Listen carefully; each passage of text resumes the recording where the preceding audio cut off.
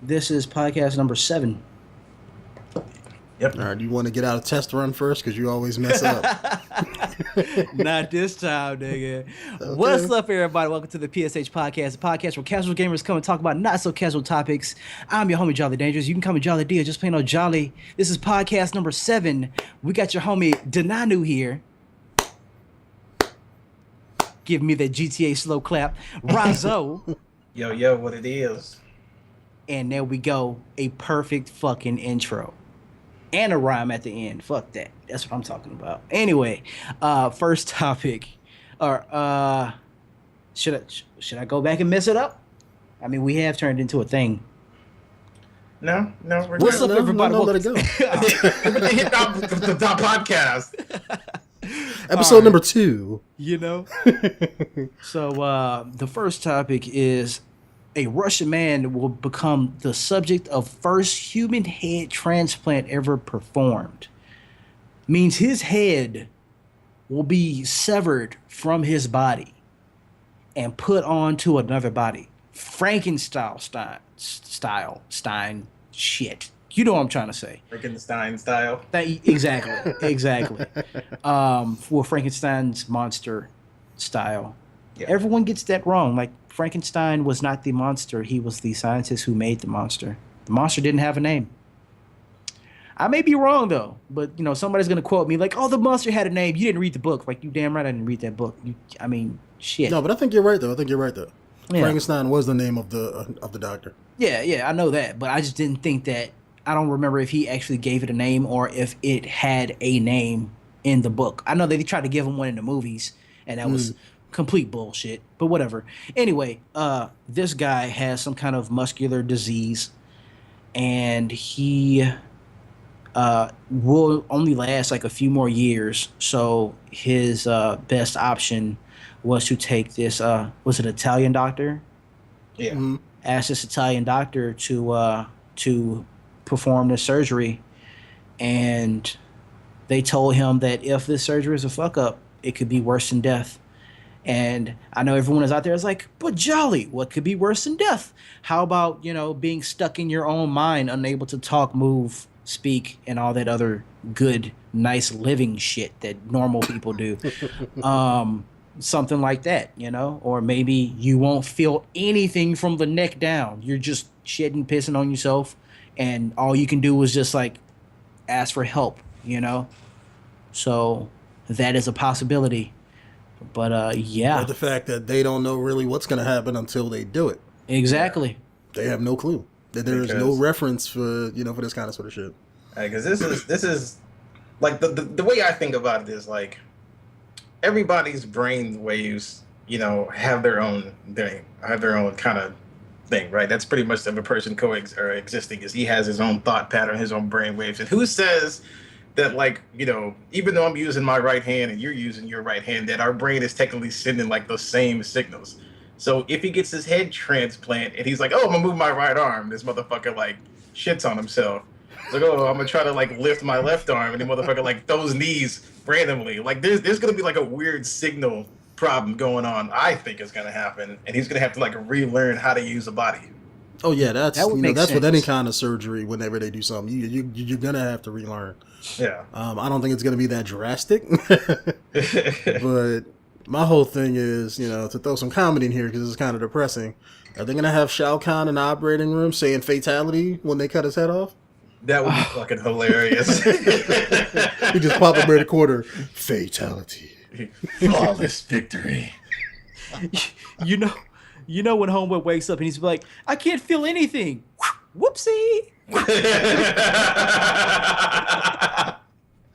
I know Homeboy said toasty, but still, that's you get the gist. I didn't realize that till college. What, that he said toasty instead of whoopsie? Yeah, that he said toasty. Yeah. And the only reason why I did that is because we did this Mortal Kombat themed video, and I seen that video. Yeah, and I got the uppercut the shit out of Jessica, so I had to put the what I thought was whoopsie at the time, but it was called toasty. So it took me like a day to find it because it was not what I was looking for. Yeah.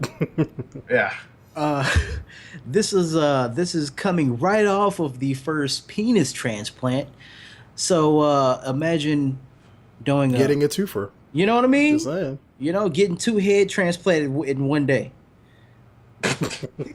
Thank you. All right. We got the double head package if you want to, sir. We can Lots tell. of that.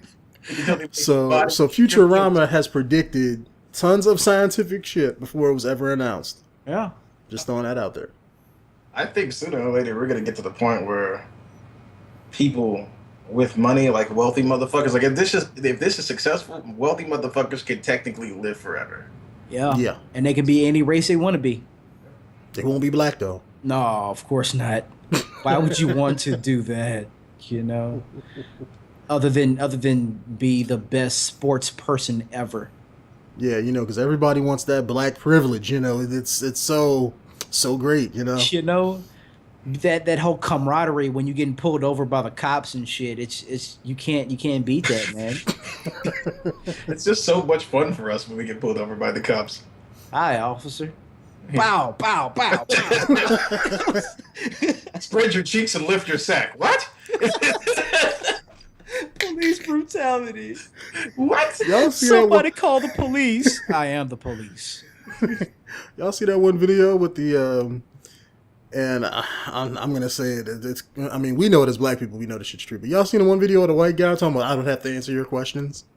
Man. Yeah. Yeah. Sure. And you know what? And they take that shit too. Them cops Imagine be if like, he was black. They wouldn't have took that shit. oh fuck no.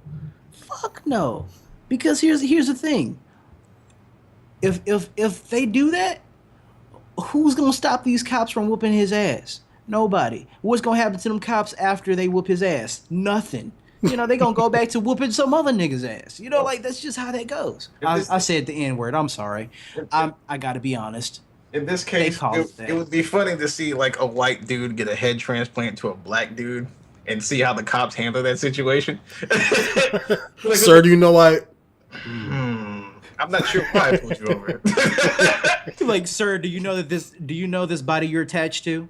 Do you know him? Okay, just making sure. I have suspicion and reason to believe that the body that you're attached to right now has committed crimes like a couple hours ago. Sir, has this body kidnapped you? You fit the description of a person. They were like, but sir, I'm the only person with a white head and a black body. You fit the description of a suspect we're looking for. Of a fucking zebra? No. Anyway, but I'm back on this topic. I am very curious as to know how they're going to keep the head alive. Because you know when you're doing transplants, it's not just like, okay, y'all ready? Chop, and then just like fucking hurry up and do it. No, you can't do that because every minute of oxygen not getting to the brain is almost pretty much like brain damage at that point. Oh yeah, you'd be fighting the clock. But one thing they would have to do, I'm assuming if they're doing this, they're probably going to cut the guy's head off and feed everything that his head needs, blood, that's going to deliver oxygen, anything else, and they're going to probably hook that to a machine and give him, you know, to sustain the head while they get the body ready, and then while they're sewing his head on that other guy's body. That's what they're probably going to do. But how can he stay awake though? I mean, how can he stay asleep though? Is that possible? Well, yeah, I mean they have methods that will keep a person stable and unconscious for a long period of time. Yeah. Okay, but most of those methods are from gas. Well, they would have to gas him first. Once you go under, your brain falls asleep. Yeah. Until the gas wears off. I mean, you don't need your lungs at that point. And if you keep a decent dose of some kind of anesthetic flowing through their system where it's not enough to kill them or stop their heart, but it keeps them unconscious, then you're fine. Yeah, they might have to even put him in like a medically induced coma or something like that, and then wake him up afterwards. I thought something completely different. I thought they were going to put him in a slurry of that oxygen fluid that would, they just dunk his head in there, just keep his head in there, and the oxygen fluid would be you mean like the oxygenated fluid from like Evangelion, where you just breathe it in? That shit is real. Oh no. Like that would be the closest that you get to a Futurama type head in a jar. Mm-hmm. And come to think about it, if you think about it, that kind of is accurate. Because like all you really need is oxygen.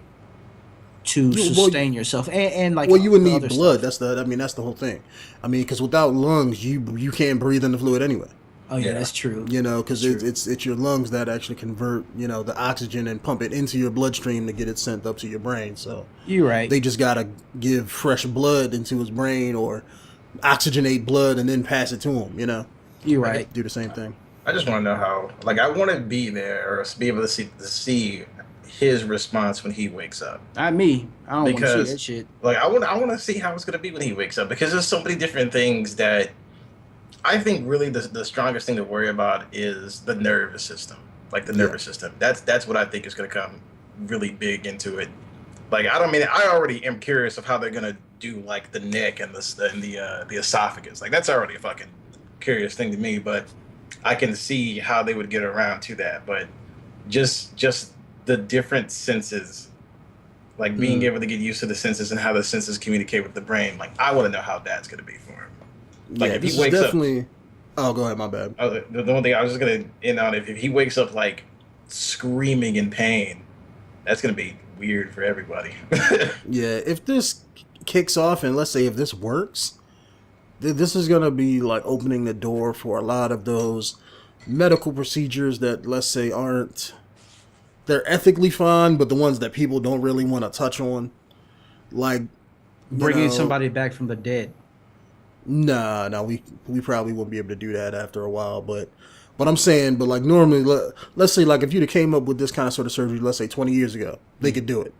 But just that people weren't ready for for that kind of sort of surgery, so they never could get it pulled off to actually attempt it. It's That's what I'm saying. It's morally gonna open wrong. up the door for other stuff like that. It's a morally wrong surgery when you like really get down to it, because you're taking your head and putting it on someone else's deceased body and kind of like commandeering it like it's a vessel. You know what I mean? And not only that, but it's kind of like a death sentence, because something like this isn't really. It's his not cut choice, and dry. though. Yeah, it's his choice. choice, but it's almost like the Kevorkian type thing. You know what I mean? Where, hey, I'm gonna die anyway. Go ahead and kill me now. Hey, I mean, that's not something. I mean, I'm not a fan of suicide, but if I got into a certain situation and was like in a coma or got fucked up some kind of way, I'd pull the plug myself. But if you're unable to do that, then I think that kind of sort of thing it's really up to your own personal choice and whatever beliefs you hold in, whether if you agree with doing that to yourself or not. And for a lot of people, I mean, he sees this as a way out, not really as a because he's gonna die either way. So he's rather I want to do this and maybe live on for another few years, or I'm gonna do this and die in one. Yeah. So it's that's how he's seeing it. Yeah, I don't personally believe it's a moral thing, because it's not like they killing a guy and just cutting his head off and putting his head on it. Now if it ever gets to that point down the line and rich people doing that shit, yeah, that's fucked up. But I mean, if it's a donor body and everything, I don't see what's the problem with that. Yeah, I guess so. Man, thing is that I wonder if they had actually, if they would test it. If they would test the body for compatibility. They would have to. Yeah, they would have to. Just like the same way they would do any kind of transplant, because they don't want to. They would have to test everything: blood, bone marrow, all that shit, because that's what they do with regular organs. Because the moment you do that, and let's say you take somebody else's heart and put it in his body, that body might reject that heart, even with the anti-rejection drugs that they give them. So yeah, the both of their bodies going to have to be somewhat consistent on the same level in most ways, in order for it to work any kind of way. You can't take somebody with AB blood and mess with somebody who's got like O positive blood or whatever and expect that shit to work. That's not gonna work. Yeah, I don't think they're going in that blind. Yeah. This really does open the door for some good scientific research, and just having an actual fucking like Frankenstein monster. Because if you get to the point where you're doing a head, you can do anything now. You pretty much did two of the most difficult things that you can do. You replace somebody's head and you gave them a dick. Like that is pretty much like that. The two complicated systems right there down. Everything else should be a piece of cake. You need an Yeah. arm, get your arm. You need a leg, get your leg. You know what I mean? Yeah. They already My know how to make question- vaginas and shit. My question is this: if they do this, unless they have this succeed, unless they perfect it, who's to say that they can't do the same thing with like dogs and cats or any kind of animal that's compatible, to where you're gonna have like hybrid pets and shit. I want a fucking lion, bird, eagle thing. You want a chimera? That's what you You want. damn right. Yeah. You damn. Except for the snake on the tail thing, I hate that. Like that freaks the fuck out of me. Nah, Pegasus. I'd rather take a Pegasus. It can't fly because like there's no way to get those fucking wings beaten enough to get up a horse. But No, fuck I that. just like just to say, dude, it don't even fly, motherfucker. It got wings. I don't care if it flies or not. See, I would fuck up and give a horse like some ostrich wings and see how that works. Talking about I will glide this bitch down the fucking street. I don't care. But that's that opens the door for what is it? Full Metal Alchemist animals. Oh yeah. Yeah, I know. I mean, it is like if they do this and actually succeed, the public taboo against certain kind of surgeries like this is going to be waned a little bit. So they're going to have free reign to pretty much do other types of surgeries that they wouldn't necessarily have tried to get off, before this happened. So good for the science, I'll say that. Any final thoughts on this? I hope the guy makes it through it without problems. I do Good too. fucking luck. That's I do all I too. gotta say. All right. So, in a lighter note, this guy makes a fully functional bat suit. He's 21 years old. He is a costume designer. I think he's a costume designer. I don't want to lie and say he is when he isn't. He's a costume and prop designer. There you go. Costume and prop designer. And he made a fully functional bat suit out of Kevlar, padded materials, and some kind of armor. It looks shitty, but it's a functional bat suit, and you are going more towards functionality than looks.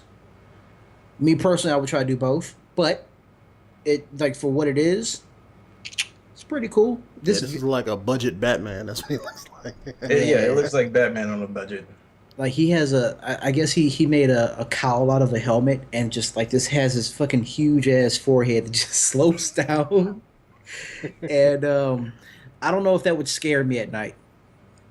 I would be one of those people like, oh, do you need help crossing the street? Is that what that is? Did you get lost? You miss your mommy? Like there's no reason to be afraid of that. But it shows the guy trying to get stabbed or shivved by his friend on the chest piece part. And, it stops it. But shiv that motherfucker in the side where there's no armor at and see how far that knife goes through. Yeah, that guy wasn't trying all that hard. He really wasn't. Them kicks weren't all that shit either. Like, they needed to get some professional MMA motherfucker to try to kick that shit. Like I was telling Denonu, like I would go as far as say put a zip line from the roof of the parking garage down to another area. Tell him to stand right there and fucking zip line down and just drop kick the fuck out of him. Like drop kick him in the chest. Try to cave that shit in, and then I would say, you know what? I would buy that. I mean, I would see I want to see somebody take like a pistol and just like pump rounds into him. And just see if it blocked the bullets. I mean, why not? I mean, He It's said not Kevlar. bulletproof yet. It's not bulletproof yet. But no, it's made out of Kevlar. Some of the parts are Kevlar, and The stab resistant parts are, which is the cuffs and the armor part in the front. However, wait, that's not Kevlar though. But The the armor rest- part isn't Kevlar. The Yeah, I mean, the Kevlar armor- is padded. but no, the fabric is the Kevlar. Which is only like the fabric that he has only stops from him being stabbed or sliced. Right? It'll completely prevent the knife from penetrating whatsoever. But it is not bulletproof. It is not bulletproof he yet. should have made this back in the 50s. Then he made this in the wrong time. Yeah. I read up on that. It is not bulletproof yet. We need. Oh, you read up on this? Yeah. See, because I didn't even know that they had fabric that could stop a knife. because I've always thought that Kevlar was fabric that could stop kinetic energy, but not a knife that can go like slice right through it. You would have to have some kind of chain mail that would stop the knife that would be embedded inside the suit, right? To stop a penetrative object like that also had a sharp angle. No. Like if you have enough foam resistance and a tough enough texture, the knife is not going to be able to penetrate it. That makes sense. Unless you have like a huge amount of force beyond the knife. Yeah, like unless you have just an amazing amount of force, like somebody like blade kick that bitch straight to your chest. Then, straight up cartwheel soccer kick that motherfucker. Just threw it up in the air. Just, wow. Some motherfuckers always try to ice skate uphill. Thank you, the daddy. Yes, love it. What was that from? The original Blade movie? Oh, yeah. When he kicks that shit in the Deacon Snow's chest or head. So, I mean, for what it is, good job, man. Get you some fucking better friends to kick you, though. Because if those were actual moves, I wouldn't trust them in a fight. Because they were barely hitting that dude. They were just tapping him. Yeah, no, it wasn't intimidating little turbo. They need to get somebody like Ronda Rousey to punch that nigga in the chest. Yeah. There was a I forget who made it or whatever. I want to say it was some guy in Canada trying to make body armor, and he actually made a fully padded suit where a dude was wailing on him with baseball bats and dogs and all this kind of sort of stuff, and it wasn't hurting him. I seen that. He had one of his biggest tests was they took a tree trunk and they fucking lifted it back and just let the tree trunk go, and it hit him, took him off his feet like 3 feet in the air and 8 feet back, and he just got up like nothing happened. That's kind of cool. Like, yeah, that was pretty awesome. He knew what he was doing when he was building that shit. I know the last thing that I read up on as far as like body armor goes was, I think it was like 2 or 3 years ago. I'm pretty sure they decided to cut this off, but they were talking about taking spider silk, right, and really condensing it to where you have like this much. Because they say spider silk, enough spider silk is like really, really thick. Yeah, the tensile strength is stronger than steel. Once you apply it a certain half inch of it. Yeah, so they were trying to create layers and layers of spider silk to create body armor. But that's the last time I even checked on some body armor shit. Because that was the last time I heard it. It was like, that'd be kind of cool. You can have like a full body armor that you can just apply to your skin. That'd be great. But I mean, I wonder, like, how come no one has tried that though? Like, why? Okay, here's my question: why isn't that a YouTube video yet? You know what I mean? Why can't someone go to a house, find spiders? Because there are spider webs everywhere, and just keep collecting it, and then just like fucking. Like how you kind of move it and it forms in on itself. Just form a rope out of it, and then take 2 clamps and clamp those on there and test it out. Test that theory out of how strong spider silk is. That actually be kind of cool. I really want to see that, because it's like scientists always say, like, oh yeah, the fucking spider silk is one of the strongest substances on Earth. You can take half of an inch of it, put it into a strongest steel cable, and I'm looking like, really now? Will that shit pull like a fucking semi-truck? Will it stop it from going back? Supposedly, it will. Fucking test it out. I want to see that. I want to see that video. Yeah. I just gave anybody out there free run at that idea. Fucking do that. Send it to us and show it to us so we can see that. If you're willing and bored enough to do that. Yeah, if you're willing. If you're not arachnophobic. Yeah, man. I'd be one of those guys like... Like all my spider silk would smell like Raid. I'd be like the guy from the movie Arachnophobia. Hairspray and a lighter, just going to work. Yeah, like, well, I didn't burn up all the silk. I can't use that anymore. All right, so if we are done with that, armor, body armor. What would be the best use for body armor? Iron Man suit. Yeah, throwing that out there. Okay. If possible, yeah. What would be the best use for this body armor specifically? Not the way it looks. Forget that. But just Just the Well, pattern. even if you change up how it looks, and you just made like a padded pair of like shirt and pants, you could do like private security, bodyguard, and stuff like that. That's what it would be good for. The problem is what you gotta weigh whenever you make body armor. You have to weigh like protectiveness versus like flexibility. You can't make it like, oh, I can, we can make people wear metal armor suits, but the problem with that is you ain't gonna be moving all that much. It's not flexible. It's not practical. So if you make it extremely lightweight, now you have to sacrifice on that protectability, and it's just not. It's not gonna be practical at that point. It might cost way too much. So. But you could do something low key though, like crash test dummy or some kind of protection where you get protected from impacts. What would you do, Ryzoe? Yeah, I don't know. Be a bodyguard, I guess. Well, I mean, like not do, but like what would be the best use for it? Oh, the best use for it, pretty much like Denonu said. Protection jobs, bodyguard jobs, anything that involves something where you're possibly not going to get shot, but maybe under attack. Yeah. By people with melee weapons, like a riot or some shit like that. You know what I'm saying? Like it'd be pretty good use for a police force in a riot because it does have some impact resistance to it, but that's about it. Yeah, or like I don't know how they would do it, but yeah, like you're like a riot, like like you could probably have like tons of guys beat this guy down and have him not feel a thing. But if they could somehow streamline it and make it, let's say like a vest you can put on, like a damn vest, like a damn bulletproof vest, but something you wear all over your body, and give it to, like, if they could streamline it to where it's something like that, and let's say give it to soldiers and stuff, to where now your natural clothing has a bit more ballistic effect on it, where people can't stab you or punch you when you ain't gonna be able to take a bullet, but you know what I'm saying? It might be good for that kind of sort of thing.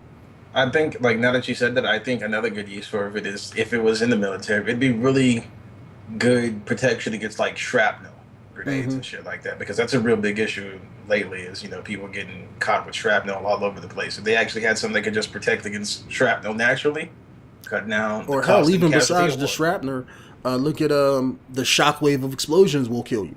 You don't even got to get hit by anything.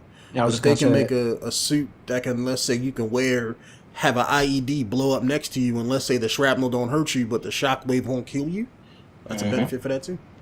Yeah. Walk away with a couple of cracked ribs, call it a day. Well, I'm thinking of more of protection for civilians. Here's another free idea. I would make it into hoodies. I would find a way to because hoodies don't look that thin. You know what I mean? Like cotton hoodies. Take that, make it into a hoodie. That way, when one of these people go out there shooting at these schools and all that other shit, that would be a better chance for you to get away. You can always take one in the leg or the ass and still get away. But as soon as you take one to the head or the chest or the back, that's when you got to start worrying it. Yeah, but the problem with that is if you mark it as the civilians, everybody who's committing crime on that amateur level is going to have one, and now you give it a protection. You're giving a free reign to anarchy. Like, you are pretty much invoking anarchy. What is... Okay. Here's the thing. There's this group that made bulletproof backpacks for kids, for elementary kids, where when something happens, they're supposed to hide behind these backpacks or wear them, so that way if bullets are flying, what's stopping people from taking this fabric out of these backpacks and using it that way? Nothing. Yeah, nothing. So here's the thing. Marketing it towards civilians is still not a bad idea, because anybody can get a hold of Kevlar and make themselves something and go out there and do it. Yeah, it wouldn't be readily available, but at the same time, this could protect a lot of people. Not to mention, it would protect a lot of people from getting shot by cops for no reason. Yeah. Now imagine if somebody wasn't doing anything wrong, and they had to run away for some unknown reason. If you're getting shot in the back, you ain't got to worry about dying. You know, what if a whole nother Trayvon Martin thing? Yeah, You know, that's what I was thinking that when you mentioned hoodies. yeah. Well, that's kind of like why I said it. You know what I mean? But I didn't want to just bring it up. But you know, what if he was shot while he was trying to get away? You know, but wearing a Kevlar, hoodie. Yeah, like the Kevlar isn't thick enough to maybe stop it, but maybe you won't die from it. Maybe it's not fatal. You know what I mean? Mm. Something like that, just to have a little bit more security in what we wear. You know, hell, maybe even just maybe not the chest part, but maybe make it into some type of pants or something like that. You know, just something. See, the thing is, like, this is really it's not bulletproof, but it is impact resistant. It is, you know, stab proof, slice proof, whatever. But there's already, I forget the name of this company, but there's already a company out there who makes standard clothing bulletproof. It's like some Hispanic company, and they have, like, like day to day, like a white button down shirt, right? They have that bitch bulletproofed. You get like a suit. They have that suit bulletproofed. I forgot what the company's called, but Oh, wait a minute. they already have that. They stuff. had a spray or something. Like they had some kind of chemical that would. No. They straight. They would have to line the suit with something. Yeah, they line the suit with something that's completely protected. Was this the same one, like the same company that one of the members from Jackass went there, put on a suit, and got shot in the chest? No. It was Vice. Oh yeah, Vice. Yeah. Yeah, the dude put it on, like, and Homeboy was like, yeah, in order to get the interview, you got to take a bullet. Yeah, that was, yeah. It was funny because he's like, all right, I got it. He was like, all right, on the count of 3, 1, 2, pop. Yeah. He shot him before he got to the He got shot. It was great. He had that big ass like black smudge on his chest and shit from the powder. Yeah. Yeah, I did see that. Stuff like this already exists. As far as bulletproof goes, it's just really expensive. Like, nobody's gonna invest in that. True, yeah. And they ain't got the money for it. You know what I'm saying? Well, I mean, look at this. He made that, and I'm pretty sure he's not a rich kid. Yeah, but he can also get his hands on that, like, wholesale, because he is in the business. Oh yeah. Well, fuck what I said. It's still an idea though. Let's go ahead and get to this Maggie trailer. So Maggie is Arnold Schwarzenegger's new movie. It's not his movie, but he's starring in it. It's like a horror drama type film, and what piqued my interest about it is that it has that Last of Us feel. I mean, you look at him. Have you seen it, Ryzoe? Yeah, sorry. Man, he's rocking the Joel beard. He has the flannel shirt working for him. He got the guns. Police is out there with the quarantines and shit. And he has a daughter that he's protecting that is currently infected, that will become a zombie, like, as the movie progresses. Unlike Ellie, who was immune to infection, but was still had to be protected because people were after her in some odd way. I can't wait for this. Well, she was infected, but it didn't turn her. That's what it was. Well, yeah, but like that's almost like an immunity to it, though. Well, I mean, it's more so. It's a resistance. Yeah, it's a resistance that you can turn around and use for a cure. That's why she was so important. So yeah, it does feel like The Last of Us, though. Like, it does have that kind of sort of vibe to it. Man. Yeah, it really. I bet you, Homeboy, who did this story, had the influence from The Last of Us, but he just decided to kind of take, like, because it's really easy to take something that influenced you, kind of take that story, and then kind of make your own world out of it. Yeah. And this is what I think he did. He's like, okay, what's the other side of the coin? What if this had been Joel's daughter and she was actually infected and was slowly turning? You know what I'm saying? Like, how would this story play out? And I feel like that's kind of was the big influence of this. Yeah, you're like, what would you do if you were the father and this was your daughter? What would you do to protect her? Yeah. I can't wait to see it, but at the same time, something like this angers the fuck out of me. Because weren't they working on a Last of Us movie? Like, weren't they kind of thinking about doing that? Yeah, but I mean, it's not gonna. I don't think it's going to combat each other, in a sense, because, I mean, it may have the same thing, same theme to it. Post-apocalyptic zombies or whatever kind of infected, whatever. But the one thing that I've seen in this trailer is it's a big issue with more so of the father and the daughter, right? Like it's not an escort mission. It's just more so like she's turning. I want to cure her. I will stall and turn this shit as long as I got to possibly do it in order to save her. But eventually, I know she's going to turn out to kill it. That seems like the big conflict here, as well as The Last of Us. It's more so like, hey, I got to get Ellie from point A to point B, and the protagonist is all these different monsters standing in our way. I can't say it's point A to point B. Initially, it was that, but with character development in The Last of Us, it turned into so much more than that. That turned into a father-daughter relationship right there between Joel and Ellie. Yeah. I mean, yeah, that's what it ultimately turned into. That's the end of the story. But I'm just saying, like, as far as the conflict goes, it's more so like, point A, point B than it is father-daughter conflict. Because that was a bond, not a conflict. This is a conflict. Well, the conflict part was at the beginning. Yeah, I mean, that's because she was a rowdy ass fucking little girl. Like, with this one, I want to say it has that too because, in the trailer, the I guess the doctor or something like that, the researcher or whatever, was saying that they had a specific quarantine location that when she turned or right before she turned, he had to get her there. There was no ifs, ands, or buts about that. He could not keep her out of this quarantine zone.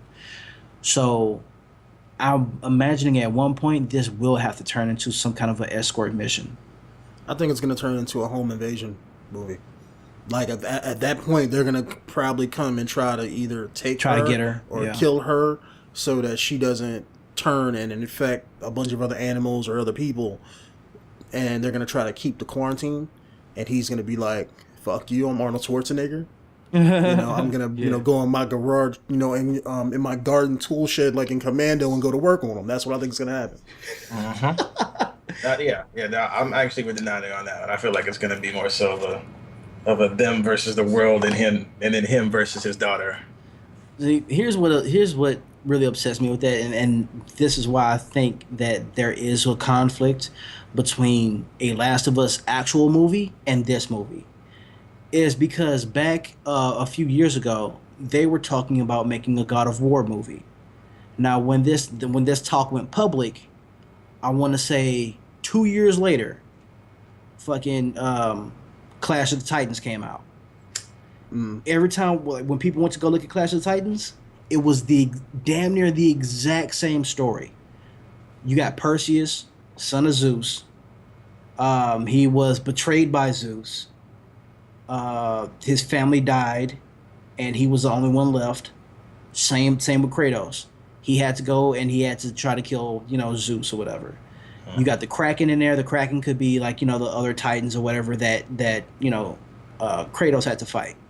Problem is that when they made this movie, the story was so related to a God of War story.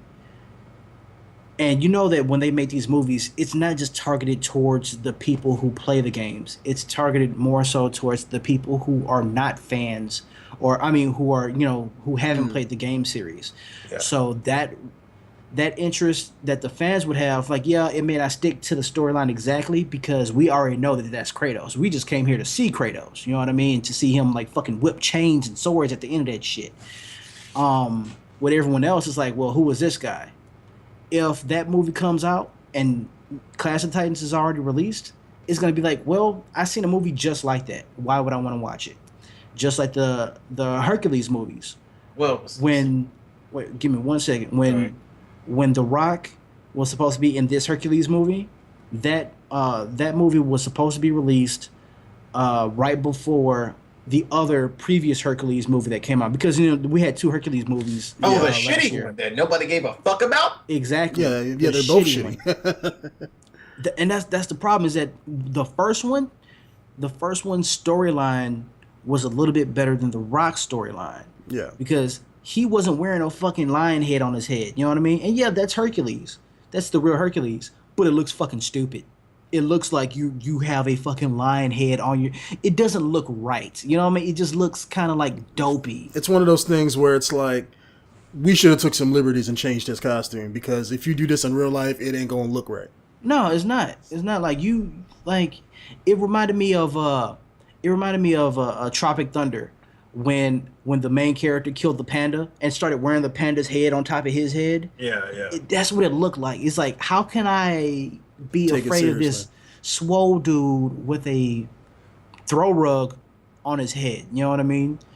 So, but anyway, what happened there was that when this other company found out that The Rock was supposed to release, they were supposed to release this Rock Hulk movie. I mean, Hulk. Hercules. Fucking Hercules movie. Hulk, They heard Hercules. Yeah. They rushed their movie, which in turn made it even shittier because they had those like shitty ass CG lions that you can tell were CG, and it was like that fucking 1980s ass CG too. Wasn't the good shit. That movie was so fucking stupid. It was horrible. The problem is that was that competition. Like, damn, that's The Rock. We got to compete with that shit. Hurry up and put our movie out so that way, we can at least get the views before they get theirs. The problem with that is that I never understood is if they announced those movies like years in advance, why in the hell would you make a Hercules movie that come out within 2 months of each other? That is stupid. It reminds me of have you guys ever seen like any of like the Asylum movies? I didn't see them. They're like, let's say like parody movies. Let's say like Transformers will come out. They'll make a movie called Transmorphers. And it'll be like a shitty parody B-rate knockoff of the main movie that's out in theaters. Yeah. Every time a major action movie comes out, or at least up until a few years ago, they will come out with a shitty parody movie within like 3 months of that movie coming out to capitalize on its popularity.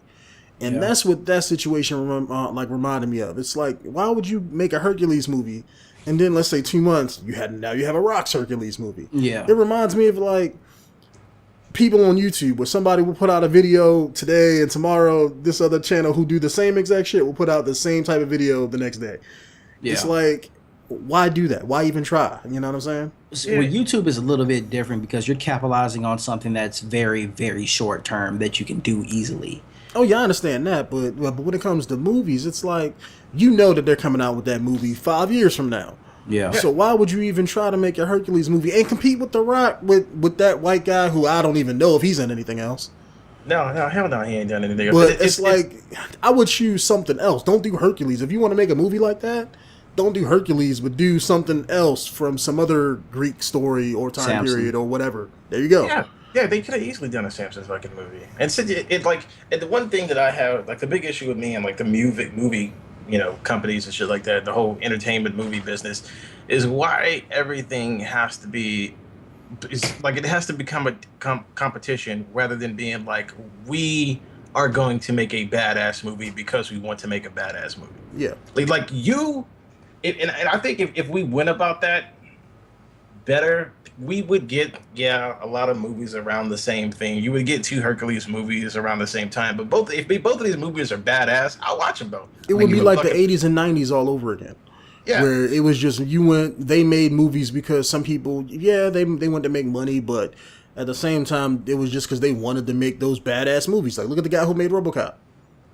Yeah. They didn't think that this movie ain't gonna make shit and end up being one of the greatest movies of the fucking late 80s. Predator, same way.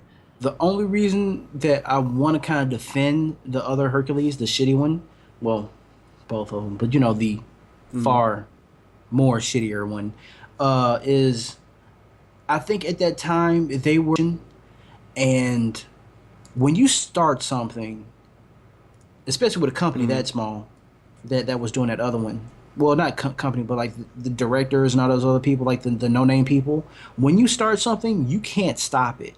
Because once you stop it, there goes your credit, there goes all your money and your sponsorships. Yeah. So give it your best. Yeah. Like give it your best that you can do. My thing was I wouldn't have rushed it. I'd have been that person like, you know what? Yeah. They have their own movie coming out. The Rock has, got his own movie coming out. We gonna fucking take our time, do it the right way. We're gonna get real fucking lions. You know what I mean? Or at least like spend more time on the CG. We're gonna make our story the best we can make it. And our movie may not be, just like theirs or better, but at least that will give everyone here a shot to get something else. You know what I'm saying, in the future. Because if you come out with a mediocre movie, right? You have a better shot at doing something in the future with another project than coming out with a shitty movie and doing some M. Night Shyamalan shit. You know what I mean? Yeah. Where that's it for your career, and you're just lucky if anybody ever picks you up ever again. Avatar. One thing, one thing that I think that happened recently too was it was that Will Smith movie with him and his kids, After Earth, and then it was that Tom Cruise movie that came out around the same time. Around the same time, I forget what the Tom Cruise movie was, but it was pretty much when he kept dying over and over again. No, that was a different one. It was a different Tom Cruise movie. Oh, you're talking about the one where he was in the desert when he had Morgan Freeman and he was a clone. He had clones or some shit, right? Yeah. Like both movies are revolving around how Earth is now abandoned and people on Earth, whatever's on Earth now, is set to kill you or whatever. They look like they're wearing the same shit too. It looked like it's in the same fucking universe. Like you could tell both of these movies evolved from the same idea, right? And it's like, why? And they both were really shitty. Like Will Smith regretted the fuck out of After Earth, right? And so, like with shit like this happening, why not give it your best? Why not be like, okay, we filmed this movie, let's sit down and watch it, and fucking delete. Let's do this shit over. You know what I'm saying? Well, because then you wasted all that money. So I can understand why they wouldn't do that, but. Don't if it's that bad, don't fucking do it. Like if you know that you're going to regret this movie, then don't fucking do it. Here's the thing: when you're in the moment of doing something, you think it's good until you get critiqued, and when people point out your fuck ups, that's when you're like, you know what, you're right. Because like when you're doing something like, especially with the Will Smith movie, he was doing that.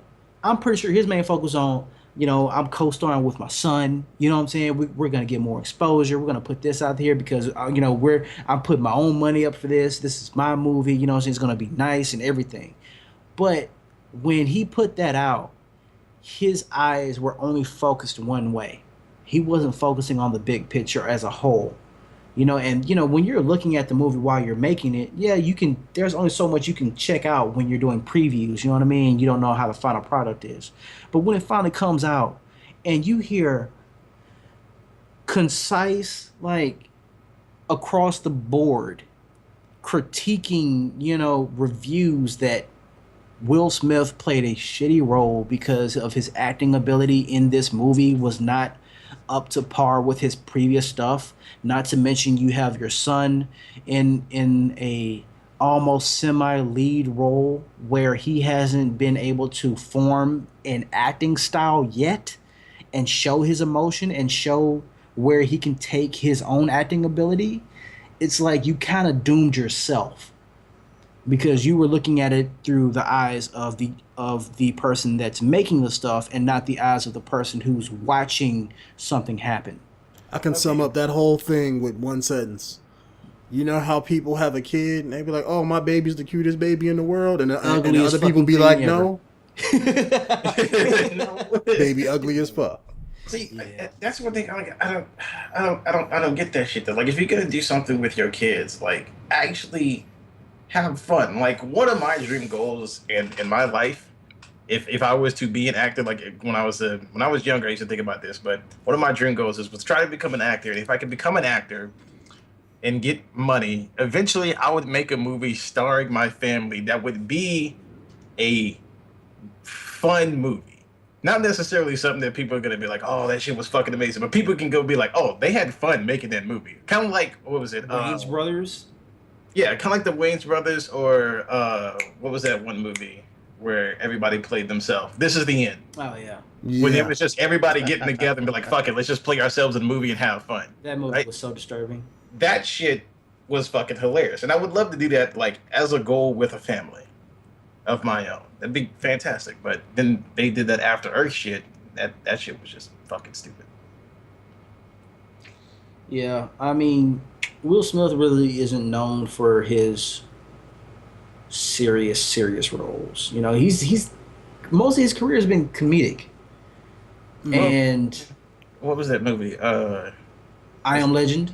I Am Legend. That was damn good. Yeah, it was good. He can play a serious role when he wants to. Like I would say that Ali.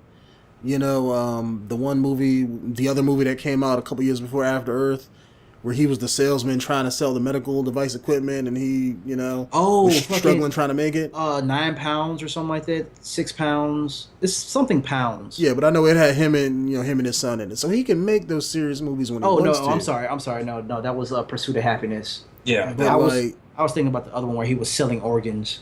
That was damn good. So it's like you have, he does have a lot of serious movies in his repertoire. It's just, I think the problem stems from, at least with After Earth and those other shittier movies like that, is the scripts. They have to take the time, just like anything else in life. If you take the time to do something good, it's good. It may not be to everybody's taste, but you have something good when you read it. And I think a lot of times they might rush through a script and just, to just make a movie. And they know, like, all right, the script ain't all that good, but, we can hope that the movie going to be good. And it's just, because if you do a good script, the movie is generally received well.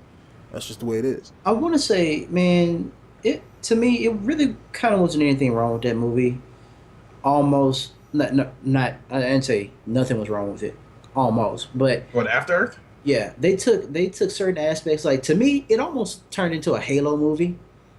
To me, because of the cadets and stuff, I'm like, damn. Now, if I ever saw a Spartan program in the making, that would be it. You know what I mean? That would be the Spartan program. No emotion, no fear. Going out there training your ass off, and they even had like the uniforms, and they were all young. Straight up Spartan program. The parts that I didn't like was, he showed no emotion to his family when he was at home. Only his daughter and his wife, kinda, somewhat emotional. But it's like, this is your son. You know what I mean? They just had no synergy whatsoever. Like, it did not feel like father son. And then the other part that I didn't like was the whole take a knee line. That was stupid. Yeah. Telling a motherfucker to take a knee in the most fucking dangerous jungle that you can do that in, and just like that is supposed to calm you down. I don't see how that works. Not to mention, there's no leeway when it comes to acting ability when your role is just too serious and you can't show any emotion whatsoever. Well, that's what I think the problem was. Like, to me, my two biggest flaws in that movie is, you had bits and pieces of a plot that you never saw. Like, oh, here are these aliens. They never showed you what kicked off the war with them. They never showed you why they were fighting. You never got no side of the story. It was just, you're just stuck. Okay, I got this alien trying to kill me. Yeah. And then you have no characterization. They were trying to be so serious that you forget that people go to a movie to be entertained. They don't want to sit here and read a stoic character that you're just not going to say something or not feel anything unless you have another character that's funny, because he's going to play off the serious guy. Yeah. You can't, it was no characterization. It was no personalization with those characters. So when people go to the movie, all you got was this. I will say this though, and it was fine. Oh yeah, most definitely, sure. Yeah, that was eye candy right there. I was like, you know what, almost makes up for it. Who played her? Man, I want to say Jordan Sparks, but I don't think that was Jordan Sparks. I think it might have been Zoe Kravitz, but I don't think so. Oh yeah, I think it was. Yeah, it was. And right now, Zoe Kravitz is my biggest fucking celebrity crush. Like, after I saw her, I was like, dog, I still got a shot. Oh man, we can spend all day talking about celebrity crushes, man. All right, well, just to finish up this topic, because we did kind of go over way too long talking about After Earth. Yes, we did. But from what you were saying before, I do see how that it can discourage Hollywood if you come out with a similar theme movie and have it flop. Yeah. Because then the people who, let's say, would be making the last of this movie can look at that and be like, okay, well, that was a similar theme movie and that fucking flopped, so why should we make our movie? Man. It can kind of discourage that. I would say that, but for this Maggie movie, I don't see this one flopping. There's too many components in that trailer to show you know, like character development, good story plot line, and conflict. There's too much of that in this trailer to like even the trailer is emotional. You know what I mean? Yeah. So I could see this really working out. Plus, he's rocking the fucking manly Joel beard and Yeah, that's flannel the shirt. thing. Like, if they can make you feel or put you in Arnold's position, people are gonna love this movie. Yeah. I can even say the same thing about, let's say, like his last, not his last two, but let's say his last movie. What was it called? Sabotage. I don't know if y'all saw it. I didn't see that one. That was a pretty badass movie, and it's like, Wasn't that more action though? That was more action, but it wasn't necessarily too much drama. But it puts Arnold in a different kind of movie, because when people see Arnold in a movie, they automatically assume, oh, it's going to be an action movie. Expendables. Prime example. But in Sabotage, it was an action movie, but you had like 4 or 5 other people in the movie. It wasn't him. Yeah. He wasn't the guy doing all the action shit most of the time. So I think that's the one where he had, like, it was him and his crew, right? That like, yeah. Crew. Okay, yeah. No, I haven't seen it, but yeah. Yeah.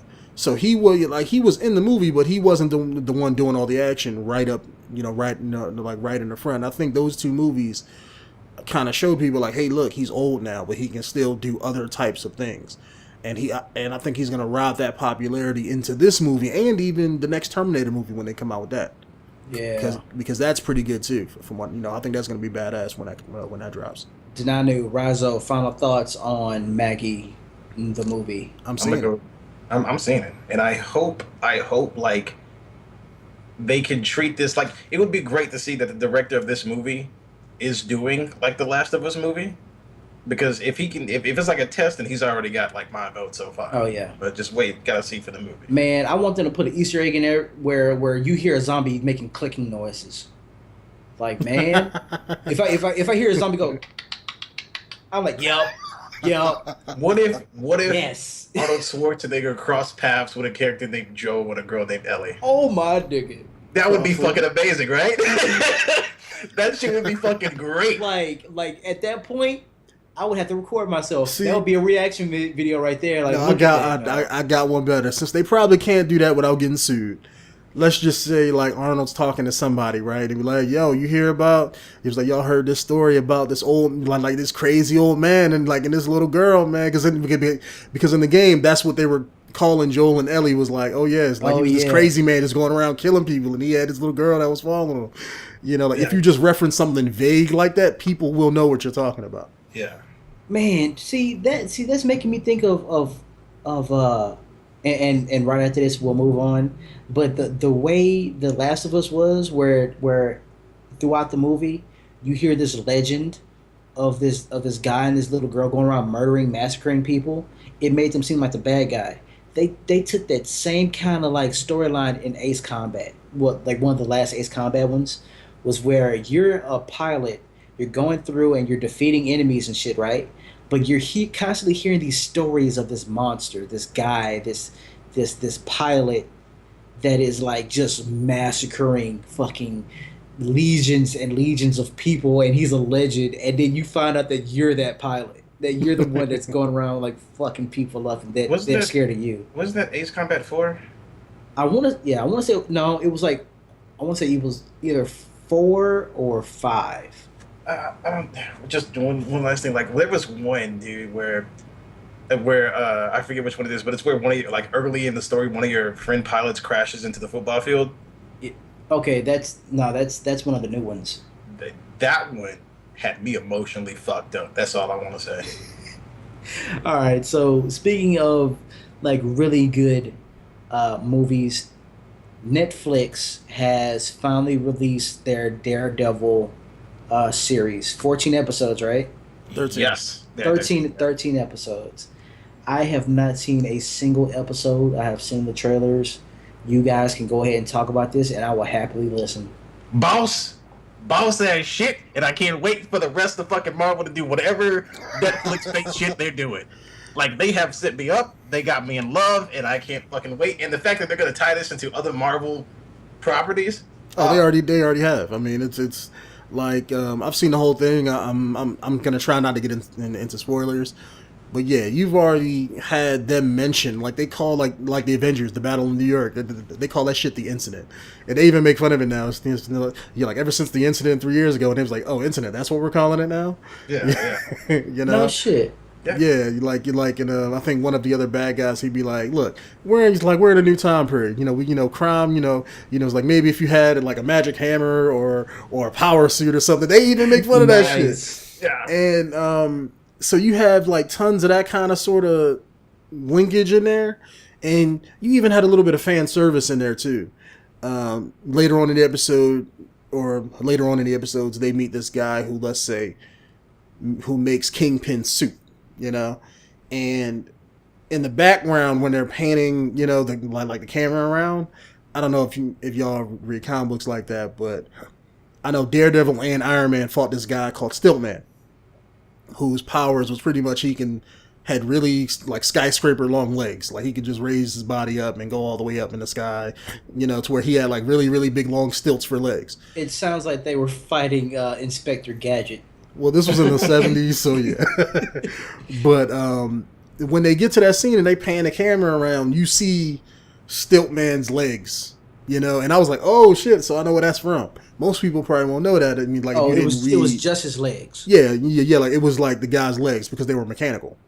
Oh, this is the guy who was building shit for people. Yeah, in the comic book, it was probably a little bit different, but it's just something you see and you recognize in that. Plus, something else, I love the tone of it. The tone gets dark and stays there. There's no lighthearted Marvel comedy in it like an Iron Man, and none of that shit. So, like, they pulled a what is the guy who did Batman? It's darker than that. Really darker than it's darker than that. Batman don't get nowhere. It don't get half as dark as this. What's his name? Christopher Nolan. Yeah. No shit. This is darker than Batman. Yeah. I'm only on episode 2, and that shit, it's like super dark. It's super dark. Like in Dark Knight, you got the vibe of it being dark and and everything. People never died. You never saw nobody get messed up. Visually. I mean, yeah, people died, but it wasn't like in this, people get shot in the head. A guy gets decapitated with a car door. A metal spike goes through somebody's eye, comes out the back of his head, and they don't hide it. When they show it like old school RoboCop show it. Oh wow! And that's what I mean by dark. That's like real violence. Yeah, and every time the ball gets rolling, and you think that Daredevil might get a step up. It keeps that. You know how like in a comic book, hero beaten down. Yes, that's the whole way through. Even that's good. Prime example, like in Batman. Like if you take Batman, every one of his fights in Batman, he always just goes in there, uses the martial arts. He's like the best one in combat there, always beating everybody up, never breaks a sweat.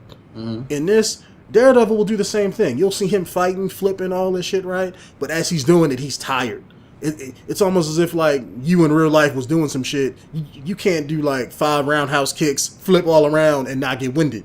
So he's breathing all heavy, taking stamina breaks while he's fighting and shit. It plays out like an old school martial arts movie, with the stamina and how they do the fighting. It is very good. I wish more movies would do the fighting like this.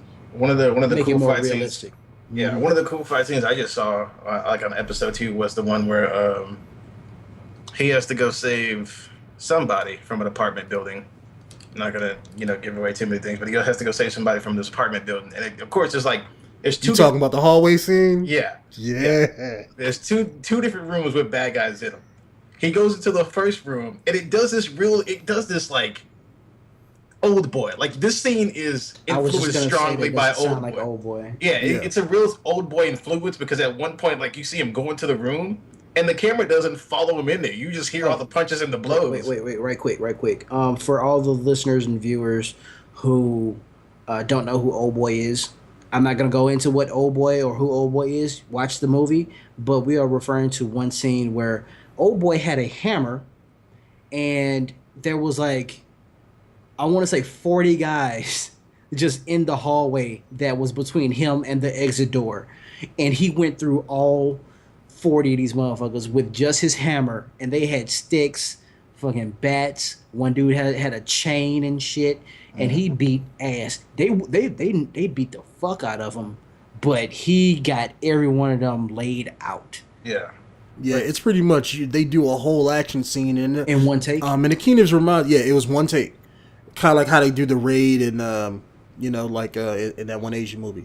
But it's like they do it in one take. The cinematography is good. Like when he went into that room, first room, they showed him coming in the hallway, and then he walked past the camera. Then it was behind him. Then he went in one room. They kind of sort of turned the camera in there to kind of show you him swinging the first punch, and then it turned back out.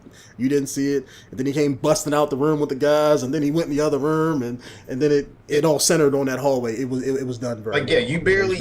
you barely see most of the fight, but you can hear like the blows going, and it sounds good and shit. And then at one point you can see him like hit the wall, like fuck. This is too much. Yeah, like he just got tired and was just like, oh fuck. And then somebody tried to walk up on him and kick him, and he popped back up and martial out the guy, then fell back over. It was like, fuck. I mean, it's that kind of realism that they have with the fighting, and that's throughout the whole series, beginning to end. And it's very realistically done. I will say that. I fucking loved it. The one good part I like about that fight is like the very last hit. Like he punches this dude through the room, right? And I don't know if this was by accident or it was actually planned, but as he punches him, you can see him trip over somebody else's body, and you can hear him fall into the room, and then get back up and just walk in like shit ain't happened. Like, yeah, no, yeah, gotta keep going. Man. It's amazing. It is amazing. So here is a question for you guys. Better as a TV show or better as a movie? I think it needs to be TV show. Should they have turned this into a movie though? No. You can't do it. If they did it, you're basically taking 14 hours worth of content and cutting it down to 3. Well, like, and that's cutting out a lot of story and character development. Couldn't it been a more than one like movie? Oh, if they decided to do it like that, like a Lord of the Rings kind of sort of thing. Yeah, I mean, not a part 1, part 2, but they did Captain America like that. You know what I mean? Like Captain America had 2 movies, and most of them were pretty much exactly like linked up together. You can watch both Captain America movies back to back almost, and you wouldn't miss anything. They could do that. But the problem with that is when you make a singular movie, whether it's part 1 that leads into part 2 or not, you have to have a beginning, middle, and an end. And like the first Captain America, you had that, he fought the Red Skull at the end. That was the whole point. Mm-hmm. And that ended that movie. With this, by you having that 14 hours, the story and the plot has more room to grow into something good overall when you see it. Mm-hmm. Whereas a movie, they would have to cut things out. They would have to have that beginning, middle, and an end. Half of the movie would be origin story, him getting, blinded, learning how to use his powers, learning how to fight, and before you even get to, oh, here's the bad guy, this is why he's bad. So, I mean, I would take it better like this. I'm glad that they're doing these Netflix series because, this is only like 1 of 4. You have like Daredevil, Iron Fist, Luke Cage, and Jessica Jones that they're doing like this. Who's Jessica Jones? Another superhero in the Marvel community. Dog, go read about Jessica Jones. That's gonna get dark. That's gonna have the darkest origin out of any fucking hero, dude. Yeah, that's gonna probably be the darkest shit Marvel ever does. Because that you talking about Gamergate. Wow, so there's a lot of rape and all kind of shit, huh? Dog, basically the bad guy that she fights is a guy called the Purple Man, and he can psychically make you do whatever he wants. Oh. Yeah, and it gets that dark. Yeah. As far as you think that power can go, it goes. Okay. Well, do you think that they're gonna take this main character, this actor, and put him into an actual movie? That's one of the reasons why they're doing this. They're taking these lower rent heroes that most people won't know. No. I'm not talking about heroes. I'm talking about actually taking this character from the Netflix series and putting him into an actual movie. Yeah, that's what I'm saying. That's like what they're not doing with Flash. No. Yeah. That's one of the reasons why, like the reason why they're doing these Netflixes is because they have these characters like Daredevil, Iron Fist, Luke Cage, and whatnot. Right. Most moviegoers, even if you aren't into comic books, you ain't gonna know who these guys are. So they can't come out with a movie called Power Man. Ain't nobody gonna you gonna look at a big ass buff black guy. Don't nobody know who the hell he is. You know, if you're not Spider-Man, Batman, Superman, Iron Man, people know those names because they're famous. Whereas comic book fans know who Luke Cage is, but nobody else does. So this is a way of introducing and making a movie-like product because it keeps the same quality as a movie, if not better than any other Marvel movie. The quality doesn't drop, because it's on Netflix. That's something that I thought it was going to do. Like I could say with The Flash and Arrow, yeah, they're popular, but the quality of that is shit compared to Daredevil. I mean, they got the money behind it, but that's about it. It's still a TV budget, whereas this is like them making a Netflix show or a long movie on that Marvel Disney budget that's just as big. And I'm assuming they're gonna take all these characters and build them up, and then when they have that Infinity War movie where they all got to go fight fucking Thanos, that's where they're going to bring them into the movies, and then after that, they're going to probably have like a new Avengers team and have all of them be on it. The coolest thing too is like when you first, because this happened to me, like when you first see Matt Murdock, who's playing Matt Murdock, you're questionable. Like when you first see him, you're like not sure. 10 minutes. Yeah, you're not sure if this is going to be the guy to do it, right? The first 10 minutes, you're like, nope, this is fucking Matt Murdock for the rest of my life. Like, that motherfucker does it, and he does it well. See, I had got to the point, man, and I hate this. I was watching it, and I'm not gonna say how I was watching it, but I was watching it, and I saw him inside of the confessional talking, and I'm like, who the fuck is this dude? I mean, because first off, he's blind, right? But he doesn't play a blind man well. Like when I first saw him in this confessional, he doesn't have that dead eye look that a blind man would have. Like for instance, what's his face? The first Daredevil, the guy Ben Affleck. Ben Affleck played this perfect as like blind guy. He didn't play Daredevil that well, but he played Matt Murdock really well.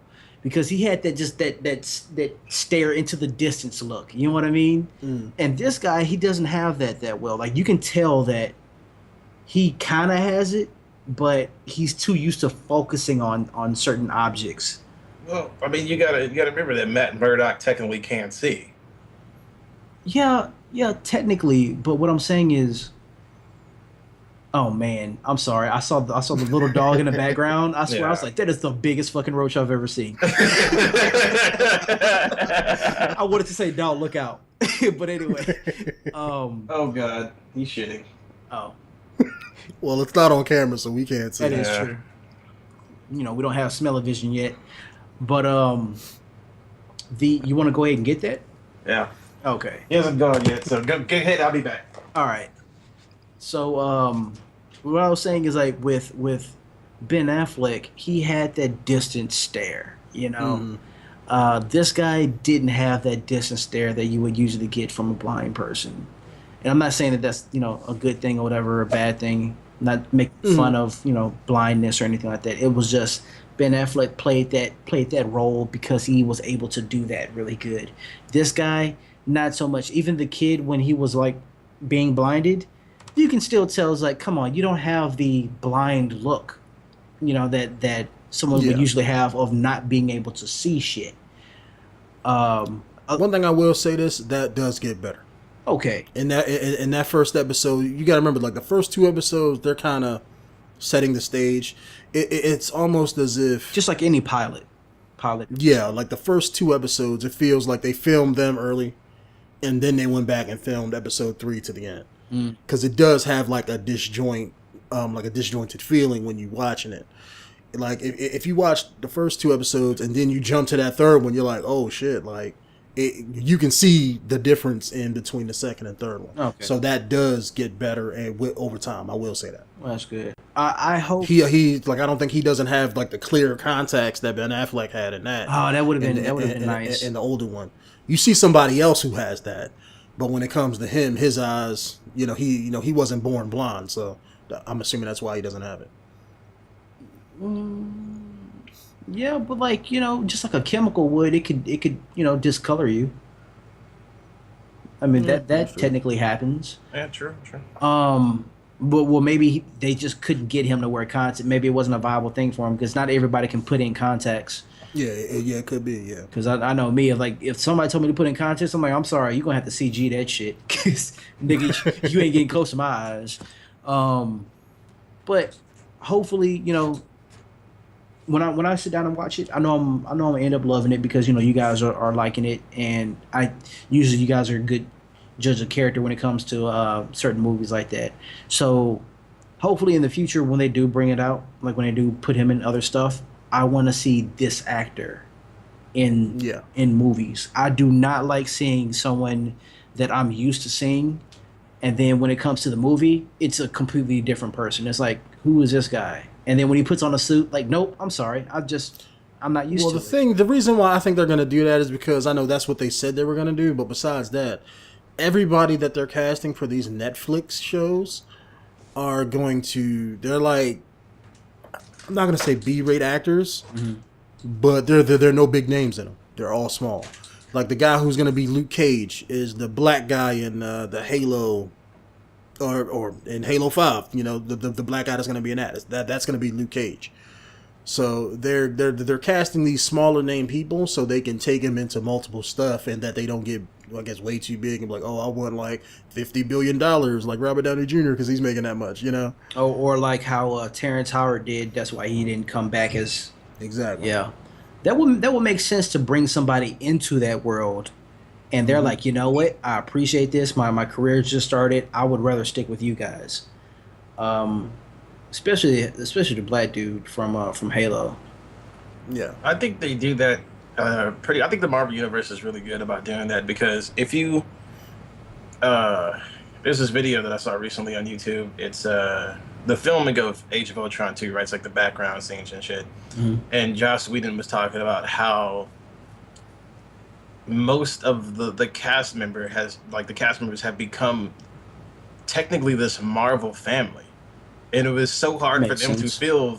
It was harder for him to film Age of Ultron 2 because now there's this comfortability with everybody where Robert Downey Jr. is trying to mess up Chris Evans while he's saying his line. You know what I'm saying? Like he's like jabbing him on the side of the screen, trying to get him to mess up his lines, like while they're doing the movie. And it's like it's getting to be this whole family, and I think that's what they're doing with the Netflix TV shows as well. They're trying to get more people who they know would fit into this Marvel family of people. Yeah. And I think they're really good about doing that.